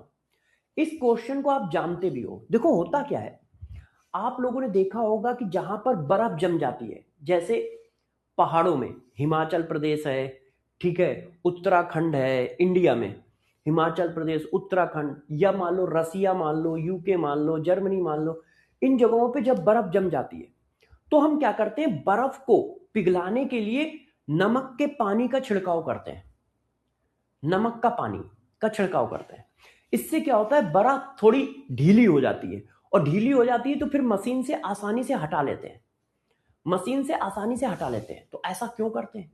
गौर से देखो, पढ़ो। देखो, ऐसा इसलिए करते हैं कि जब आई की वैल्यू बढ़ेगी तो फ्रीजिंग पॉइंट कम हो जाएगा। ये देखो, आप जानते हैं कि ये होता है, और आप ये भी जानते हैं कि freezing point of solution inversely proportional होता है। ये देखो, अब मुझे बताओ, यदि मैं आई की वैल्यू बढ़ाता चला जाऊं, इसकी वैल्यू बढ़ाता चला जाऊं, तो ये कम होता चला जाएगा। और यदि फ्रीजिंग पॉइंट कम हो गया, मान लो अभी बर्फ 0 पे बन रही थी, अब मैंने फ्रीजिंग पॉइंट डिक्रीज करके -4 कर दिया है, तो अब -4 पे पानी वो होगा ना, क्या? सॉलिड बनेगा। तो -4 पे सॉलिड बनेगा। मान लो उस जगह का टेम्परेचर 2 है, तो अब ये धीरे धीरे क्या होगा? लिक्विड में आने लगेगा, और हम इसको आसानी से हटा पाएंगे। तो यदि हम आई इंटू एम की वैल्यू बढ़ाएंगे तो फ्रीजिंग पॉइंट ऑफ सोल्यूशन कम हो जाएगा, और फ्रीजिंग पॉइंट ऑफ सोल्यूशन कम होने का मतलब अब -4 पे वो सॉलिड होगा, -4 पे सॉलिड होगा। तो यहां पर जरा पढ़ो, लिखा क्या है? Given below are two statement. NaCl is added to the ice at 0 degree centigrade. Present in the ice cream box to prevent the melting of ice cream. क्या ये सही है? NaCl को हम ऐड करते हैं तो वो क्या करता है, वो आइसक्रीम बॉक्स को प्रिवेंट करता है मेल्ट होने से। NaCl ऐड होने से आइसक्रीम बॉक्स को प्रिवेंट करता है मेल्ट होने से। क्या ये सही है? मेल्ट होने से प्रिवेंट करेगा, ये रोकेगा नहीं, ये रोकेगा नहीं। क्यों? NaCl मिला रहे हो तो वांट ऑफ फैक्टर बढ़ रहा है, आई बढ़ रहा है।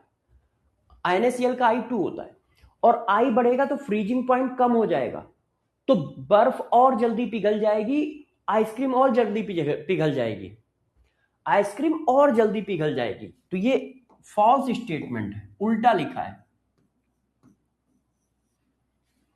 On adding of NaOH to ice, there is dispersion in freezing point। ये सही लिखा है, इसका एक्सप्लेनेशन सही है कि जब आप NaOH को जब आप NaCl को ऐड करोगे तो फ्रीजिंग पॉइंट कम हो जाएगा। जब आप NaCl को ऐड करोगे तो फ्रीजिंग पॉइंट कम हो जाएगा।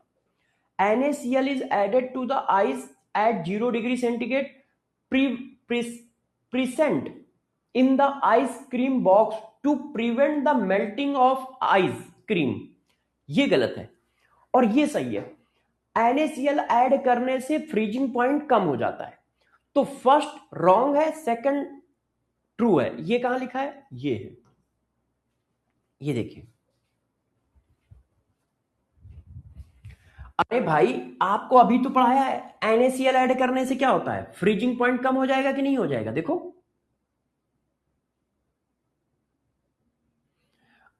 NaCl क्या करता है, NaCl का I2 होता है, तो I की वैल्यू बढ़ेगी तो ये कम नहीं हो जाएगा, फ्रीजिंग पॉइंट डिक्रीज नहीं कर जाएगा। क्लियर? क्लियर। अब ये क्वेश्चन देखो, consider the following pair of solution which will be isotonic in at the same temperature, the number of pair of solution is an R। वो कह रहा है इनमें से कौन से सॉल्यूशन का पेयर आइसोटोनिक है। Consider the following pair of solution which will be isotonic at the same temperature। Isotonic का मतलब क्या होता है? आइसोटोनिक का मतलब होता है दोनों सॉल्यूशन के ऑस्मोटिक प्रेशर इक्वल होने चाहिए। तो दोनों सॉल्यूशन के ऑस्मोटिक प्रेशर इक्वल होने चाहिए, तो ये हुआ I1C1 RT1, I2C2 RT2। क्यों? टेम्परेचर सेम है, टेम्परेचर सेम है तो ये कट गया। तो इसका मतलब दोनों सॉल्यूशन का I इंटू सी आपस में बराबर होना चाहिए। I1C1 इसका और I2C2 इसका बराबर है, तो इसका मतलब ऑस्मोटिक प्रेशर बराबर है। तो अब आप I इंटू सी चेक करो, इसका I इंटू सी निकालो। I कितना होगा? 2, और C कितना है? 1। अब इसका निकालो, I कितना है? 1, और C कितना है? 2। देखो कंसंट्रेशन 2 और यूरिया है, तो I क्या होगा? 1। अब इसमें कंसंट्रेशन 1 है, मगर NaCl का I कितना होगा? 2। तो ये तो बराबर आ रहे हैं, तो ये है आइसोटोनिक। अब इसको चेक करो, 1 इंटू 3, 3 क्यों? एक कैल्शियम 2 Cl, तो N कितना हुआ? 3। तो I कितना हुआ? 3। तो 1 इंटू 3।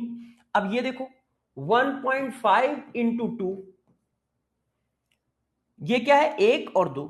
अब देखो दोनों की वैल्यू सेम है, ये भी आइसोटोनिक है, ये भी आइसोटोनिक है। मुझे लग रहा है ना ये मुझे कट करने में गलत हो गया है। इसके नीचे ऑप्शन है, इसके नीचे ऑप्शन होंगे, ये 4 सॉल्यूशन है, इसके नीचे ऑप्शन होंगे, ऑप्शन गायब है, तो ऑप्शन हम लोग कर लेंगे। 1.5 m इक्वल्स AlCl3। अब इसको बनाओ तो कितना हुआ? 1.5 इंटू 1 एल्युमिनियम और 3 क्लोरीन 4 बराबर 2 इंटू ये कितना हुआ? 2 सोडियम 1 सल्फेट 3। अब देखो ये बराबर है, ये 6 हुआ, ये कितना आया? 15 चौको 60, ये भी 6 हुआ, बराबर है, ये भी आइसोटोनिक है। अब last and final 2.5 into 2, 1 into 5, 2 और 3, तो ये भी बराबर है। All solution are isotonic, A, B, C and D सभी के सभी आइसोटोनिक है। ऑल सॉल्यूशन आर आइसोटोनिक, सारे सॉल्यूशन आइसोटोनिक है। क्यों? सभी सॉल्यूशन का ऑस्मोटिक प्रेशर आपस में बराबर है। ये देखो I1C1 I2C2 आपस में बराबर है, मतलब दोनों सॉल्यूशन का ऑस्मोटिक प्रेशर आपस में बराबर है। और यदि ऑस्मोटिक प्रेशर बराबर है तो वो दोनों क्या होंगे? आइसोटोनिक होंगे। क्लियर है? कर पा रहे हो? कर पा रहे हो सब लोग? क्या सब लोग कर पा रहे हो? क्या सब लोग कर पा रहे हो? चलो ये क्वेश्चन बताओ, ये क्वेश्चन बताओ। यस, इस क्वेश्चन का आंसर आप लोग बताओ, इस क्वेश्चन का आंसर आप लोग बताइए।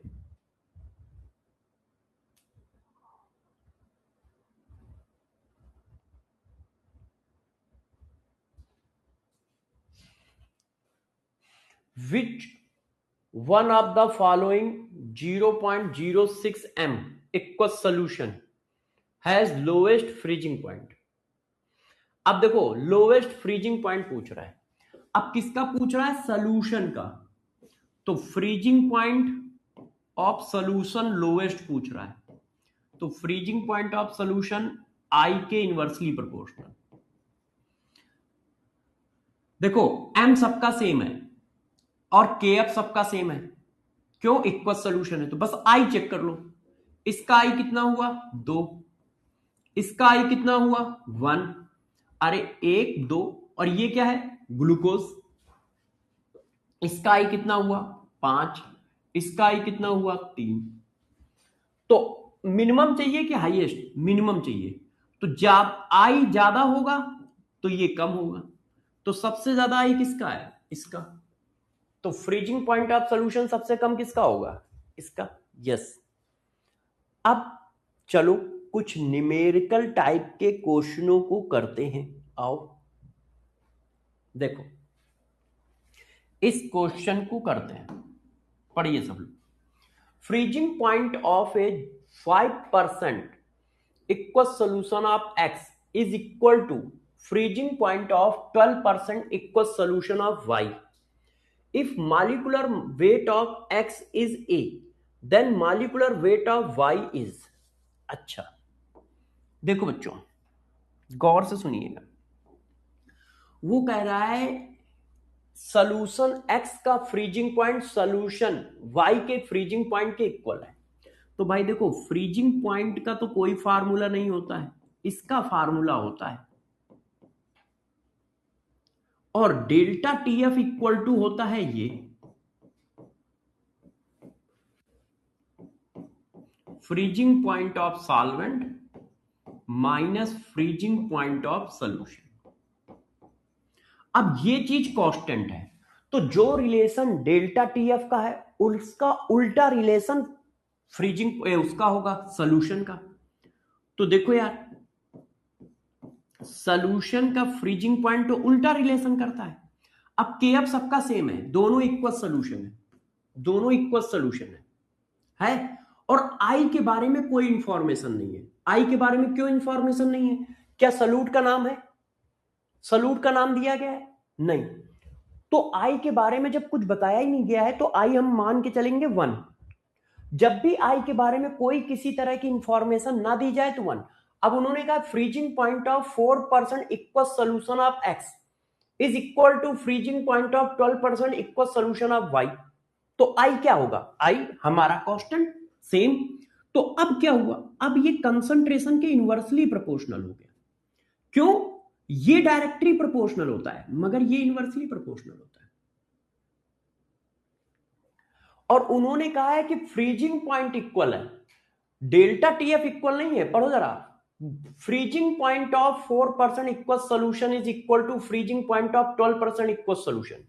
फ्रीजिंग पॉइंट बराबर है, डेल्टा टीएफ बराबर नहीं है। तो भाई देखो freezing point of a solution A है एक्स है, एक्स बराबर है फ्रीजिंग पॉइंट ऑफ वाई। तो ए का क्या हुआ? 1/mx बराबर हो गया 1/my के। क्यों? इसकी वैल्यू क्या है? ये है। इसका मतलब कुल मिला के बात ये आई, mx बराबर है my के। दोनों को पलट दिया, या क्रॉस कर लो या पलट लो। अब मोलरिटी निकालो, तो x की मोलरिटी क्या होगी? देखो, इसको पढ़ना सिखाया है मैंने। जो बच्चे जो बच्चे मोल कॉन्सेप्ट मेरे से पढ़े हैं, उन सबको मैंने ये पढ़ना सिखाया है। इसका मतलब क्या है? W/W। तो पहला क्या है? सलूट। तो 4 ग्राम सलूट है, 4 ग्राम सलूट है। और दूसरा क्या होता है? सॉल्यूशन, मतलब 100 ग्राम सॉल्यूशन है। तो सॉल्वेंट कितना हुआ? इन दोनों का डिफरेंस 96 ग्राम सॉल्वेंट है। मैंने पढ़ना सिखाया है ना। पहला क्या है? सलूट, दूसरा क्या है? सॉल्यूशन। तो देखो, mole of salute mass divided by molecular mass, mass divided by molecular mass. Mole of salute mass of solvent, mass of solvent into 100। Molarity का फार्मूला, सॉरी 1000, मोलरिटी का फार्मूला यही होता है, मोल of solute mass of solvent in gram into 1000। अब इसमें करो, मोल of solute ये कितना है? 12। तो 12 मोल ऑफ सॉल्यूट, मॉलिक्यूलर मास हमें पता नहीं है, निकालना है। अब देखो, इसको पढ़ो। यदि ये 12 ग्राम सॉल्यूट हो गया, तो सॉल्यूशन कितना है? 100। इसको क्या बोलेंगे? 100%। तो 100 ग्राम सॉल्यूशन हो गया। पहला सॉल्यूट, दूसरा सॉल्यूशन। अब सॉल्वेंट कितना हुआ? माइनस कर दो। 88 ग्राम क्या हो गया? सॉल्वेंट हो गया। 88 ग्राम क्या हो गया? सॉल्वेंट हो गया। इनटू 1000, 1000 से 1000 कट गया, तो ये 496 इंटू ए बराबर 1288 इंटू एम। एम की वैल्यू निकालनी है, तो ये उड़ा दो, 3 आ गया। तो एम इक्वल टू क्या आ गया? एम इक्वल टू आ गया 3 into 96 into A divided by 88। बात समझ में आई सबको? सबको बात समझ में आई? अब इसको डिवाइड करो, तो देखो कर लो ऐसे। 2 से किया 44, 2 से किया 8 और 48, फिर 2 से कर दिया 22, फिर 2 से कर दिया 24, है ना? तो 4 के आसपास वैल्यू आ रही है, यही आएगा आंसर। क्यों भाई? देखो, ये 1 के आसपास आ रहा है, नहीं 3 आएगा, ये वाला आंसर आएगा, बी वाला। अब देखो कितना आ रहा है, इसको डिवाइड करो। हथियार कहां गया भाई? कैलकुलेटर। देखिए बच्चों, कितना लिखा है? 3 इंटू 24 डिवाइडेड बाई 22, 3.27। तो m की वैल्यू आ रही है 3.27 ए। ये परफेक्ट और 100% करेक्ट आंसर है। तो आप आंसर ये टिक कर दो, इसके पास आ रहा है। The molecular mass of W is, the molecular mass of W is, है ना? ये देखो, कैलकुलेशन मिस्टेक नहीं है, चेक कर लो जरा एक बार। Mole of solute mass of solution, mole of solute mass of solution, सही है। 4 3 12, 2 से काटा 48 44, 2 से काटा 24 22, सही है, सही है। अब आप सोच रहे होंगे कि यार एग्जैक्ट वैल्यू क्यों मैच नहीं की? आपको बताएं, आप सोच रहे होंगे सर एग्जैक्ट वैल्यू क्यों मैच नहीं की? आप सोच रहे हो? बताओ। आप लोग सोच रहे हो ना कि यार सर आपकी एग्जैक्ट वैल्यू मैच नहीं कर रही है। देख लो, बताओ क्यों नहीं मैच कर रही है? बताओ कि मैच क्यों नहीं कर रही? क्योंकि इन्होंने जो क्वेश्चन का सॉल्यूशन किया है वो गलत किया है। इन्होंने क्या किया है, मोलरिटी बराबर की है, इन्होंने मोलरिटी बराबर की। अभी देखो मैं आंसर 2 मिनट में मैच करा दूंगा। इसको 100 डाल दो और इसको भी 100 डाल दो, अभी देखो मैच हो जाएगा। मगर वो गलत है, वो गलत है। 96 की जगह 100 डालो और यहां डालो। उन्होंने क्या किया है, मास ऑफ सॉल्यूशन की जगह वॉल्यूम ऑफ सॉल्यूशन ले लिया है। तो volume of solution 100, volume of solution 100, मगर मोलरिटी बराबर की जाती है। मोलरिटी थोड़ी बराबर की जाती है, फार्मूला ये है और इसमें ये क्या है, मोलरिटी है, मोलरिटी है, मोलरिटी है ना।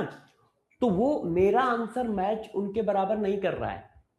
इसका मतलब ये नहीं कि मैं गलत हूं, मेरा 100% परफेक्ट आंसर है।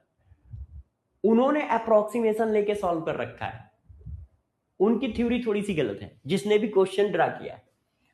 ठीक है, तो ध्यान रखिएगा उसने क्या किया है, मोलरिटी बराबर कर दी है, मोलरिटी ऑफ एक्स बराबर मोलरिटी ऑफ वाई, जिसकी वजह से ये आंसर आया है, हमारा ये आया, मगर ये गलत है। ठीक है, ध्यान रखना। तो परेशान मत होना। हम लोगों को कॉन्फिडेंस क्यों रहता है, तो क्योंकि हम लोग इतने दिनों से हैं, हम लोग को पता है कि कहां क्या गलती चल रही है। आओ अगला क्वेश्चन, बहुत अच्छा क्वेश्चन है ये, करो करो, आ जाओ बच्चों। A solution is prepared by dissolving 0.6 gram of urea and 1.8 gram of glucose in 100 ml of water at 27 degree centigrade. The osmotic pressure is, अभी देखो मैंने एक बात बताई थी कि हो सकता है कि 2 सॉल्वेंट लिए जाएं, तो जब 2 सॉल्वेंट लिए जाएंगे तो तुम फार्मूले को कैसे यूज करोगे। अब देखिए उसने क्या कहा है, जरा समझो। उसने कहा कि मैंने 0.6 ग्राम तो यूरिया डाल दिया और 1.8 ग्राम ग्लूकोज डाल दिया। किसमें, 100 ग्राम पानी में, 100 ग्राम पानी में 100 ml वाटर। अब वो ऑस्मोटिक प्रेशर पूछ रहा है, तो देखो 2 सॉल्यूट पड़े हैं, चेक करो। तो हम फार्मूला क्या लगाएंगे, हम लगाएंगे pi equal to I1C1 plus I2C2 into RT। अब I की वैल्यू 1, क्यों, ग्लूकोज के लिए भी 1 होती है और फ्रैक्ट भाई कार्बोहाइड्रेट और यूरिया के लिए I की वैल्यू 1 होती है ना, तो ये एसोसिएशन करते हैं ना डिसोसिएशन। अब इसको कंसंट्रेशन बनाओ, तो कंसंट्रेशन कैसे बनाया जाता है, मोल of solute divided by volume of solution in ml, ये ml है, ml है तो 1000 का multiply plus 1 into mole of solute mass divided by molecular mass, glucose 180 होता है, volume of solution in ml into 1000 into r into t। अब solve करो तो ये देखो आ गया 1 2 1 2, है ना। तो ये आया 0.6 डिवाइडेड बाई 600, ये 2 जीरो हो गए ना, 1 और 1, ये आया। अब यहां पर भी 1.8 डिवाइडेड बाई 100, ये 18, 1 2 1 2, तो 1 जीरो यहां पर भी आ गया, इंटू r इंटू टी। अब देखो इसको सॉल्व करो, इसको सॉल्व करो तो 1 जीरो और बढ़ा लो, 6 से 6 कट गया, इसका मतलब 10 की पावर 3 आ गया। 1 जीरो और बढ़ा लो, 18 से 18 कट गया, इसका मतलब 10 की पावर 3। ये ऊपर जाएगा, 3 जीरो ऊपर जाएंगे 10 की पावर 3, 3 जीरो ऊपर जाएंगे 10 की पावर 3, तो 10 की पावर -3 प्लस 10 की पावर -3। आर की वैल्यू डाल दो 0.821, टी की वैल्यू डाल दो 300 केल्विन। ये देखो 27 डिग्री सेंटीग्रेड को केल्विन में बनाओगे 300 हो जाएगा, 27 डिग्री सेंटीग्रेड को केल्विन बनाओगे 300 हो जाएगा। तो अब क्या हुआ, अब हो गया जाके 2 इंटू 10 की पावर -3, 10 की पावर -3 प्लस 10 की पावर -3, 2 इंटू 10 की पावर -3, 0.0821 इंटू 300।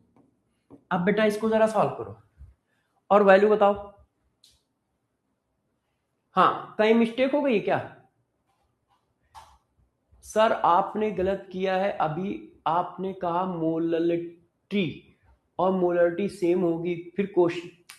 अरे प्रभु, जब सम में मोलरिटी दी है तो मोलरिटी को जब मोलरिटी बनाओगे तो सम में बनाना पड़ेगा, तो लगभग वही बात आ जाएगी। लगभग वही बात आ जाएगी। ऊपर से वहां कम और ज्यादा पूछा गया है, एब्सोल्यूट वैल्यू नहीं पूछी गई थी उस क्वेश्चन में। उस क्वेश्चन में एब्सोल्यूट वैल्यू नहीं पूछी गई थी, है ना। और यहां पे देखो मोलरिटी निकालना है। क्यों? क्योंकि ये सी है, सी कंसंट्रेशन मोलरिटी है भाई। ऑस्मोटिक प्रेशर वाले फार्मूले में सी लिखा है, और सी क्या है? मोलरिटी ऑफ सॉल्यूशन है। आप देखो मैंने नोट्स में लिखाया है, इसको मोलरिटी थोड़ी बोला है, मोलरिटी बोला है। और इनमें जो है, ये जो फार्मूले हैं, इनमें जो कंसंट्रेशन है वो मोलरिटी है। ये देखो, अब यहां पाई निकालना है तो मैंने वॉल्यूम ऑफ सॉल्यूशन डाला है। ये देखो, अब इसको सॉल्व करो। देखो 0.0821 इंटू 300 इंटू 2 और डिवाइडेड बाई इंटू 10⁻³ यार ये आंसर तो बहुत ऊपर आ रहा है। एक बार कैलकुलेशन करियो भाई, देखना आंसर मैच कर रहा है मेरा। आंसर मैच कर रहा है, ये वाला आएगा, मगर पावर मैच नहीं कर रही है। मैच कर जाएगी। एक मिनट रुकना, मैंने कहीं गलती कर दी होगी। 0.0821 इंटू 300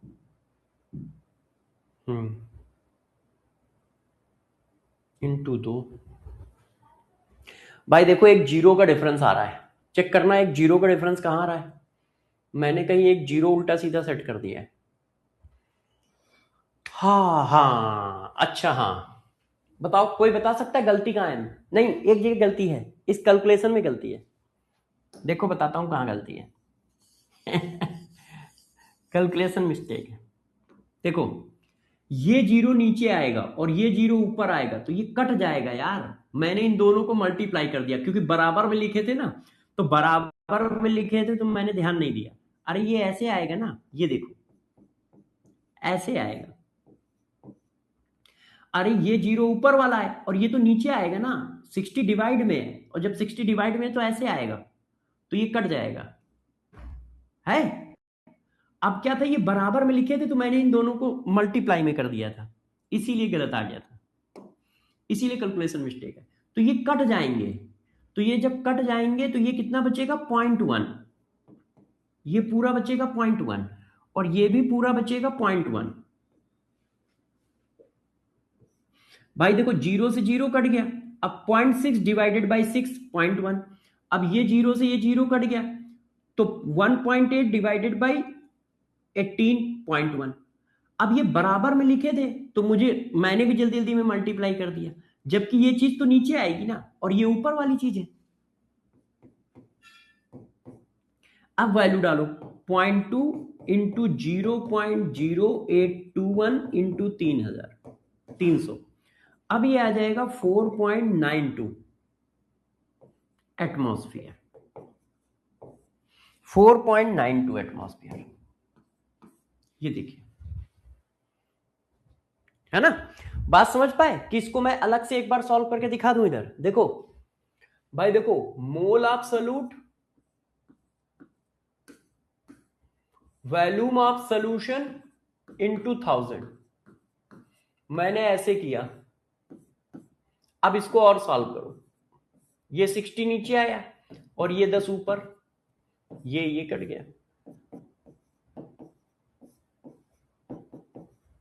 ये देखो अब मैंने क्या किया था, ये और ये करके दो जीरो कर दिए थे कि एक जीरो ये तो नीचे दो जीरो, और जबकि ये डिवाइड वाली चीज है, ये ऊपर वाली चीज है ना। ये गलती हुई थी मेरे से।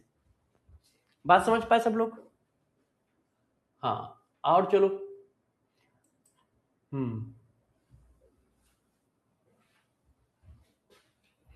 और चलिए अब इस क्वेश्चन को करिए।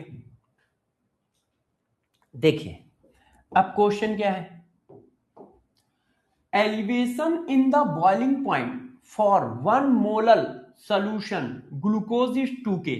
Elevation in the boiling point मतलब डेल्टा टी भी दिया है। Elevation in the boiling point of for 1 molar solution of glucose is 2K। ठीक है, और मोलरिटी कितनी है 1। The depression in the freezing point for 2 molar solution of glucose in the same solvent is 2K। अच्छा, delta TF की value भी 2K है, मगर मोलरिटी कितनी है ये। ठीक है, the relation between KB and KF। ठीक है, तो भाई इसका फार्मूला क्या बना, KB equal to i KB into m. इसका फार्मूला क्या बना, TF equal to i KF into m. अब सॉल्यूट सेम है, सॉल्वेंट सेम है, हमने डिवाइड कर दिया, डिवाइड करने से आई कट गया, क्यों, सॉल्यूट सेम है। अब इसकी वैल्यू क्या है 2K, इसकी वैल्यू क्या है 2K, KF KB। भाई KF और KB की वैल्यू वाटर के लिए सेम थोड़ी होती है, अलग अलग होती है। अच्छा, मोलरिटी कितनी है, पहले में मोलरिटी क्या है 1 और दूसरे में कितनी है 2। इसमें 1 है, इसमें 2 है। अब ये तो कट गया, तो KB इक्वल टू क्या आ गया 2KF आ गया। KB इक्वल टू क्या आ गया 2KF, ऐसा कहीं है, ये देखिए KB equal to 2KF। Yes yes. अब देखो यार, आपको एक क्वेश्चन और कराता हूं, इस क्वेश्चन को करिए, अच्छे से करिए। देखो, CrCl3 dot X ammonia can exist as a complex 0.1 molar equal solution of this complex, so a depression in freezing point इतना, डेल्टा TF दिया है।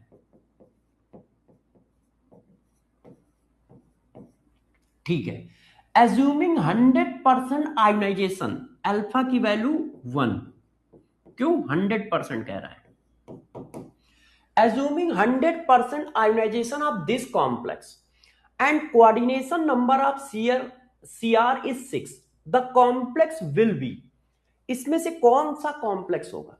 देखो आप पहले क्वेश्चन को सॉल्व ना करो, क्यों, क्योंकि वो कह रहा है कोऑर्डिनेशन नंबर 6 है, तो कोऑर्डिनेशन नंबर देखो क्या है 6 है, 5 और 6 6 है, 3 3 6 6 है, 6 6 है, नहीं। भाई ने ऑप्शन तगड़े बनाए हैं, जैसे तुम जल्दी से आंसर ना निकाल सको। कोऑर्डिनेशन नंबर सारे ऑप्शन का 6 दे रखा है, तो कोई बात नहीं। अब इनमें से कौन सा सही है, पहले तो मुझे ये बताओ इस क्वेश्चन में निकालना क्या है, हमें कैसे पता चले कि निकालना क्या है। तो गौर से देखो, गौर से देखिए, देखिए जैसे मान लो ये लिखा है, इधर ध्यान दीजिएगा सब लोग, ये लिखा है H2SO4, तो H2SO4 जब पानी में जाएगा तो ऐसे आएगा, आएगा, हाँ। तो इसने कितने आयन बनाए 3, 2 और एक 3। हमें N की वैल्यू निकालनी है। N की वैल्यू क्यों निकालनी है, गौर से देखो, ये पानी में जाएगा तो कितने आयन बनाएगा, एक कॉम्प्लेक्स आयन और 2 Cl आयन, 3। ये पानी में जाएगा तो एक कॉम्प्लेक्स आयन 3 Cl आयन, तो टोटल कितने हुए 4।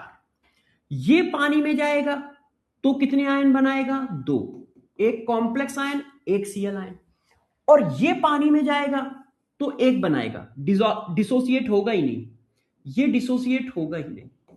तो यदि N की वैल्यू 1 आई तो ये आंसर, N की वैल्यू 3 आई तो ये आंसर, N की वैल्यू 4 आई तो ये आंसर, N की वैल्यू 2 आई तो ये आंसर। तो आपको इस क्वेश्चन में N निकालना है। N निकालने से मुझे पता चल जाएगा कि कौन सा कॉम्प्लेक्स होगा। तो भाई I इक्वल टू होता है, I इक्वल टू होता है 1 plus N minus 1 into alpha, क्यों, डिसोसिएशन हो रहा है।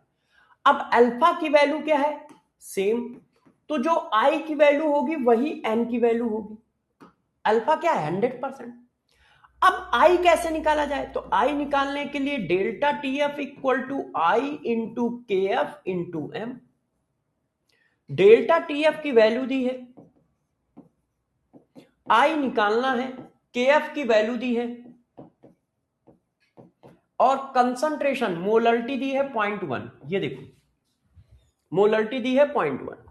अब इसको सॉल्व करो तो I equal to 0.558 divided by, देखो 0.1 का मल्टीप्लाई हो जाएगा तो ये भी ऐसा हो जाएगा, ये 0.1 का मल्टीप्लाई करोगे तो 0.186 आ जाएगा। अब ये हट गए, अब ये कितने बार जाएगा, आप 3 बार करके देखो, क्या 3 बार जा रहा है, 3 से डिवाइड करो, देखिए 3 बार। देखो 6 18, 8 24, 24 और 1 25, 3 1 कम 3 और 3 2 5 जा रहा है। तो आई की वैल्यू 3 आ गई, तो एन की वैल्यू 3 आ गई।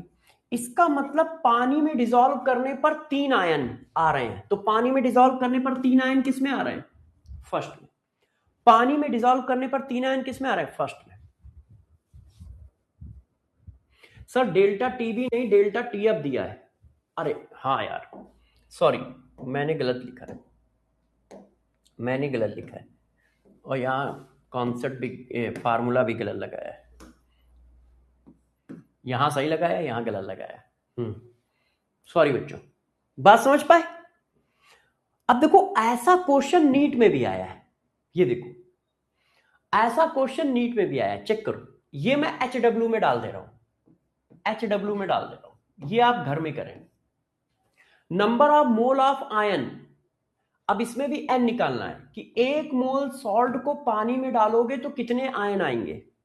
डिट्टो सेम क्वेश्चन है, इसलिए मैं पानी डाल दे रहा हूं। अब ये क्वेश्चन करिए, यस ये क्वेश्चन, अरे वो शुभम एग्जाम्पल के लिए बताया है। एक बच्चा कह रहा है कि सर H2SO4 कहां दिया है, आपने ये बताया है, ये कहां दिया है। मैं एग्जाम्पल के लिए बता रहा था कि नंबर ऑफ आयन जो होते हैं वो ये बता देंगे कि कौन सा फार्मूला है। ये मैं एग्जाम्पल बता रहा था, समझा रहा था, ये नहीं दिया है कहीं पर भी, है ना। अब देखो ये क्वेश्चन देखो बच्चों, 0.5 molal equal solution of weak acid is 20% ionized if Kf for water is 1.86 Kelvin kilogram mole inverse. The lowering in boiling point of the solution is, lowering in boiling point of the solution इसका मतलब क्या है, delta TF पूछ रहा है। lowering in freezing point of the solution is, sorry, lowering in freezing point of the solution is पूछ रहा है। तो भाई ठीक है, डेल्टा TF इक्वल टू होता है आई KF M। अब आई की वैल्यू कैसे निकाला जाए, क्यों, क्योंकि डिसोसिएशन हो रहा है। तो भाई देखो आई की वैल्यू निकालो, आई इक्वल टू होता है 1 plus n minus 1 into alpha. N कितना है, 2, एक HN और एक ये। अल्फा कितना है, 20% आयोनाइज हो रहा है, तो वैल्यू कितनी हुई 0.2। परसेंटेज को मैंने उसमें बना लिया, तो आई की वैल्यू निकल आई 1.2, मैंने रख दी। KF की वैल्यू दी है 1.86।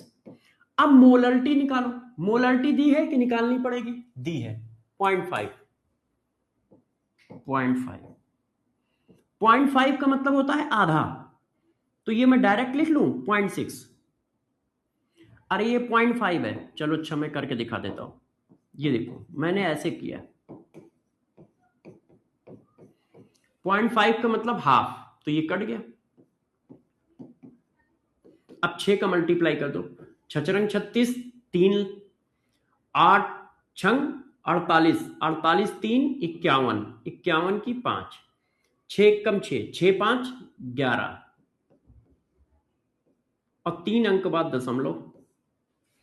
1.116। ये देखो, अब देखो यहां पर भी फंसाया है, ये माइनस है ये प्लस है, कौन सा सही किया जाए? तो सोल्यूशन कैसा है? इक्वस। यदि सोल्यूशन इक्वस है तो डेल्टा टीएफ हमेशा निगेटिव आएगा। यदि सोल्यूशन इक्वस है तो डेल्टा टीएफ हमेशा निगेटिव आएगा। क्यों? वाटर का फ्रीजिंग पॉइंट होता है 0। अब फ्रीजिंग पॉइंट डिक्रीज करेगा, तो जब फ्रीजिंग पॉइंट डिक्रीज करेगा तो 0 से कम वैल्यू आएगी। तो ये और ये सेम आंसर है, मगर ये आंसर नहीं होगा क्योंकि वाटर है। हाँ, सी आंसर नहीं होगा, माइनस आएगा, माइनस आएगा। जरा ध्यान रखना इस बात को, सी मत टिक कर देना कोई। भाई सोल्यूशन इक्वस है, वाटर का फ्रीजिंग पॉइंट है 0, और जब वाटर का 0 है तो सोल्यूशन का 0 से कम ही आएगा। तो माइनस वाला टिक करना, प्लस वाला नहीं। हाँ, अरे प्रभु तुम्हें अभी समझा रहे हैं फिर भी कह रहे हो सी आंसर आएगा। विकास पंडित, विकास पंडित यही तो तुम्हें समझा रहे हैं कि सी मत टिक कर देना, नालायक।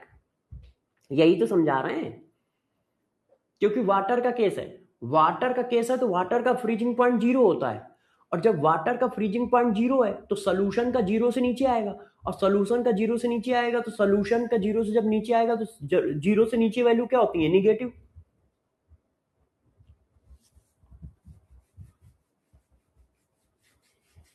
हाँ श्वेता बेटा, आपका कौन कमेंट ऊपर चला गया, अभी देख लूंगा क्या कह रहे हो।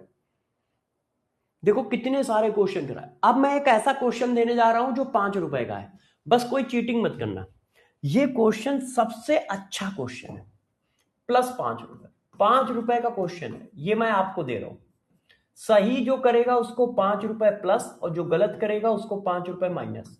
इतना पढ़ाने के बाद पूछ रहा हूं, जैसे तुम ये ना कहो कि सर ने चीटिंग की है, कि क्वेश्चन पहले दे दिया पढ़ाया नहीं है। क्योंकि ये क्वेश्चन बहुत शानदार है, बस चीटिंग मत करना। आप जल्दी से करो, मैं 1 सेकंड में आया। आंसर बताओ, कोई चीटिंग मत करियो।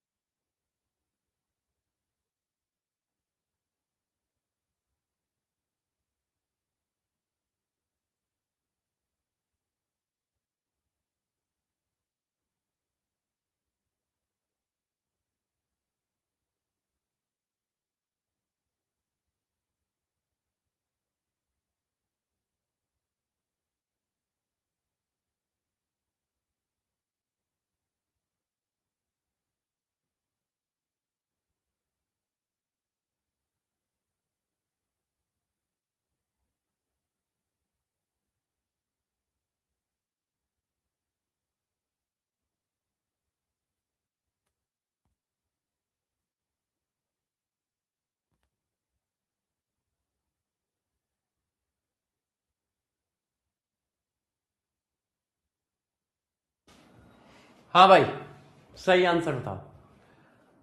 चीटिंग तो नहीं की किसी ने? बताओ। अब देखो बच्चों, a aqueous solution is 1 molal in Ki, which change will cause the vapor pressure of solution increase। भाई क्वेश्चन ने बहुत टफ पूछा है। देखो वो कह रहा है वेपर प्रेशर ऑफ सोल्यूशन कब इंक्रीज होगा। अब वेपर प्रेशर ऑफ सोल्यूशन जो होता है वो तो आई के इनवर्सली प्रोपोर्शनल होता है, अभी मैंने पढ़ाया है, आप चेक करो, मैंने ये कॉन्सेप्ट लिखाया है। अब यार यदि इसको इंक्रीज कराना है तो इसको डिक्रीज कराना होगा। सोचो, वो कह रहा है an aqueous solution is 1 molal in Ki, which change will cause the vapour pressure of solution increases. जबकि सॉल्यूट मिलाने से वेपर प्रेशर डिक्रीज करता है, और ये कह रहा है यार वेपर प्रेशर इंक्रीज कराना है, उल्टा बोल रहा है। जबकि नॉन वोलेटाइल सॉल्यूट मिलाओगे तो वेपर प्रेशर डिक्रीज करेगा, मगर वो कह रहा है इंक्रीज हो रहा है। ऐसा क्या चेंज करें कि वेपर प्रेशर इंक्रीज हो? ऐसा क्या चेंज करें कि वेपर प्रेशर इंक्रीज हो?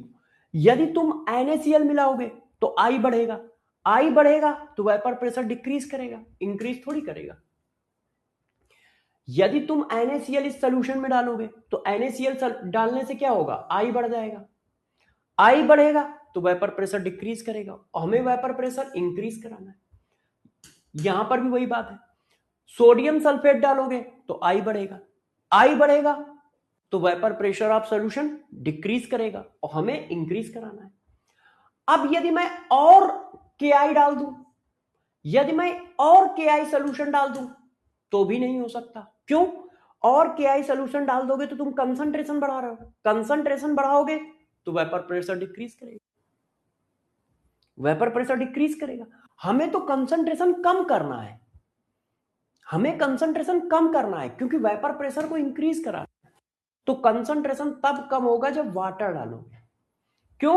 वाटर डालोगे तो कंसंट्रेशन डिक्रीज होगा, और कंसंट्रेशन डिक्रीज होगा तो vapour pressure of solution increase होगा।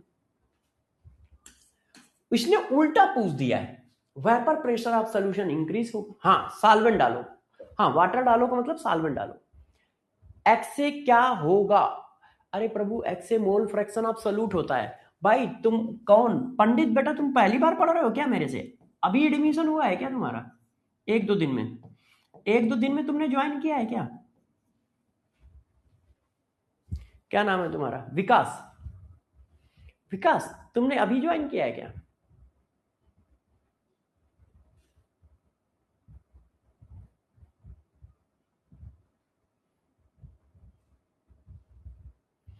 अच्छा, क्या एक्स से कांस्टेंट होगा? नहीं भाई, एक्स से कांस्टेंट नहीं होगा विकास बेटा, एक्स से कांस्टेंट नहीं होगा, एक्स से कांस्टेंट नहीं होगा, चेंज होगा। अब देखो, पानी मिलाओगे तो ये बढ़ता चला जाएगा, मोल फ्रैक्शन ऑफ सॉल्यूट बढ़ता चला जाएगा, मोल फ्रैक्शन ऑफ सॉल्यूट बढ़ता चला जाएगा तो ये कम होता चला जाएगा, और ये कम होता चला जाएगा तो ये बढ़ता चला जाएगा। तो कितने बच्चों ने 5 रुपए जीते हैं? कितने बच्चों ने 5 रुपए जीते हैं, जरा बताओ, कितने बच्चों ने 5 रुपए जीते हैं?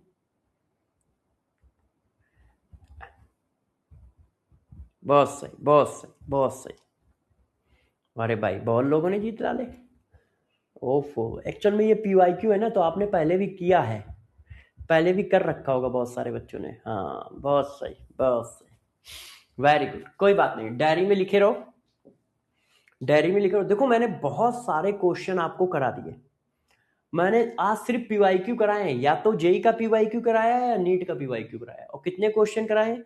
1 2 3 4 5 6 7 8 9 10 11 12 13 14 15 क्वेश्चन करा दिए। अब जब इतने करा दिए तो एक और कर लो, जब इतने करा दिए तो एक और कर लो। और कल, कल से मतलब मंडे से नया सब टॉपिक स्टार्ट करेंगे, आइडियल और नॉन आइडियल सोल्यूशन। और फिर उसके बाद मतलब ट्यूसडे को ये चैप्टर खत्म हो जाएगा, ट्यूसडे को ये चैप्टर खत्म होगा, आपको फिर टेस्ट लेंगे और टेस्ट लेने के बाद नया चैप्टर चालू करेंगे। हाँ, बताओ। Boiling point of 0.2 mole per KG solution of X in water is greater than equimolal solution of y in water, which one of the following statement is true in this case? अब देखो, वो कह रहा है कि boiling point जो है x का ज्यादा है y से, y से। अब यदि बॉइलिंग पॉइंट ज्यादा है तो इसका मतलब इसका डेल्टा टीबी भी ज्यादा है, क्योंकि डेल्टा टीबी और बॉइलिंग पॉइंट डायरेक्टली प्रोपोर्शनल होते हैं। अब डेल्टा टीबी क्यों ज्यादा हो सकता है? डेल्टा टीबी का फार्मूला है ये। अब देखो, सॉल्वेंट दोनों का सेम है तो ये तो कांस्टेंट हो गया, दोनों का वाटर है सॉल्वेंट। अच्छा, कंसंट्रेशन भी सेम है तो ये भी कांस्टेंट हो गया। देखो, तो फिर बॉइलिंग पॉइंट एक्स का कैसे ज्यादा हो सकता है? जब कंसंट्रेशन सेम है, सॉल्वेंट सेम है, तो बॉइलिंग पॉइंट एक्स का कैसे ज्यादा हो सकता है? सिर्फ तभी ज्यादा हो सकता है जब एक्स का आई ज्यादा हो। इसका मतलब एक्स का आई ज्यादा है वाई से, इसका मतलब x का i ज्यादा है y से। अब x का i ज्यादा है y से, कहां लिखा है देख लो। x undergo dissociation in water, yes. x पानी में जाके डिसोसिएट हो रहा है। Molecular mass of x is greater than, no. Molecular mass का कोई लेना देना नहीं है क्योंकि कंसंट्रेशन सेम है। आपने कंसंट्रेशन सेम पहले ही बोल दिया, मॉलिक्यूलर मास कम ज्यादा होने से कंसंट्रेशन चेंज होगा, और कंसंट्रेशन आप पहले ही सेम बोल के आए हो, है ना। तो मॉलिक्यूलर मास का तो कोई लेना देना नहीं है। y इज अंडरगो डिसोसिएशन, नहीं, y का i कम है तो ये डिसोसिएशन क्यों करेगा, इसको तो एसोसिएशन करना है। y का i कम है तो y को क्या करना है, एसोसिएशन, डिसोसिएशन थोड़ी करना है। डिसोसिएशन तो x करेगा, तो answer is a, answer is a. Clear है? सब लोग बातों को समझ पाए हो, सबका कॉन्फिडेंस बढ़ा है, किसी को कोई डाउट तो नहीं है, किसी को कोई डाउट तो नहीं है, सबका कॉन्फिडेंस बढ़ रहा है ना, चीजें समझ पा रहे हो ना। संडे के लिए तैयार हो जाओ, संडे को पूरा मोल कॉन्सेप्ट करना है। सर मेरा एक डाउट है, बताओ कौन है था, कौन था, ऊपर चला गया, प्रिंस, बताओ क्या है।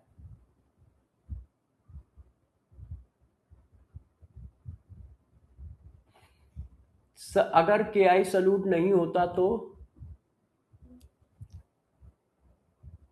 लास्ट कल के टेस्ट में यहां तक आएगा, नहीं नहीं, कल के टेस्ट में सिर्फ राउल्स लॉ तक आएगा। अरे भाई सिलेबस बता चुका हूं, पूरा कंसंट्रेशन आएगा, पूरा कंसंट्रेशन आएगा, वेपर प्रेशर आएगा, राउल्स लॉ के दोनों केस आएंगे, क्वालिटेटिव प्रॉपर्टी का कुछ नहीं आएगा, पूरा कंसंट्रेशन आएगा। ठीक है, कंसंट्रेशन सारा आएगा। जिन बच्चों का कंसंट्रेशन छूटा हो वो अभी पीछे लेक्चर में देख लें, मैंने मोल कॉन्सेप्ट में पढ़ा रखा है, और वैसे संडे के वन शॉट में भी पढ़ाऊंगा, मगर वो टेस्ट के बाद आएगा वन शॉट, तो आप उससे देख लें।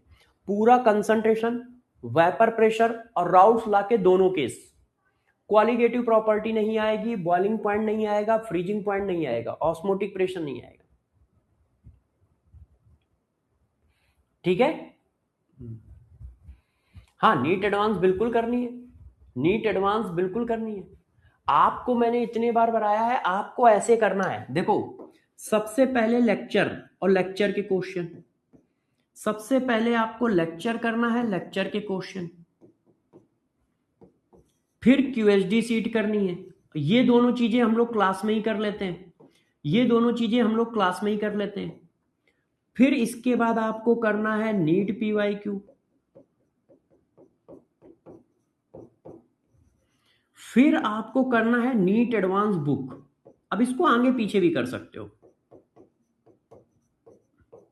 इसको आगे पीछे भी कर सकते हो, मतलब कोई बच्चा नीट पीवाईक्यू से पहले भी नीट एडवांस कर सकता है ना, यदि मान लो करने का मन है, इसको आगे पीछे। और सबसे लास्ट में करना है जेई पीवाईक्यू, जेई मेंस के पीवाईक्यू, सेलेक्टेड पीवाईक्यू, सभी नहीं, सभी नहीं करने, ध्यान रखिएगा, सभी नहीं करने, सेलेक्टेड पीवाईक्यू करने जो मैं देता हूं। इसके बाद आपको देना है टेस्ट, चैप्टर का टेस्ट, और फिर इसके बाद करना क्या है, जो क्वेश्चन रॉन्ग हुए हैं उनको एक बार फिर से कर लेना है, रॉन्ग क्वेश्चन को एक बार फिर से कर लेना है। हर चैप्टर में यही करना है,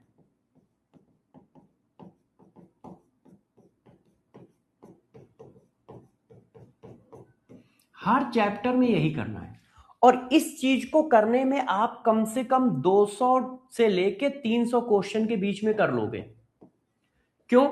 लेक्चर में मैं 50 60 70 क्वेश्चन लेक्चर में करा देता हूं, 50 60 70 क्वेश्चन इसमें होते हैं, 50 60 70 क्वेश्चन इसमें होंगे। ठीक है, इसमें 70 क्वेश्चन, 50 क्वेश्चन, 80 क्वेश्चन पर चैप्टर है, इसमें 30 से 40 क्वेश्चन है, फिर 45 क्वेश्चन का एक टेस्ट, तो सब मिला के आपके लगभग इतने क्वेश्चन पहुंचते हैं। ठीक है, बाय बाय। अब मैं क्यूएसडी सीट दूंगा, क्यूएसडी सीट सारे बच्चे करके आएंगे, क्यूएसडी सीट दूंगा, क्यूएसडी सीट सारे बच्चे करके आएंगे, और कल कल सभी लोग ऑनलाइन मिलेंगे यूट्यूब पर, कल सभी लोग 4 बजे ऑनलाइन यूट्यूब पर ऑन टाइम आ जाना। ठीक है, मोल कॉन्सेप्ट का रिवीजन करेंगे। चलो बाय बाय।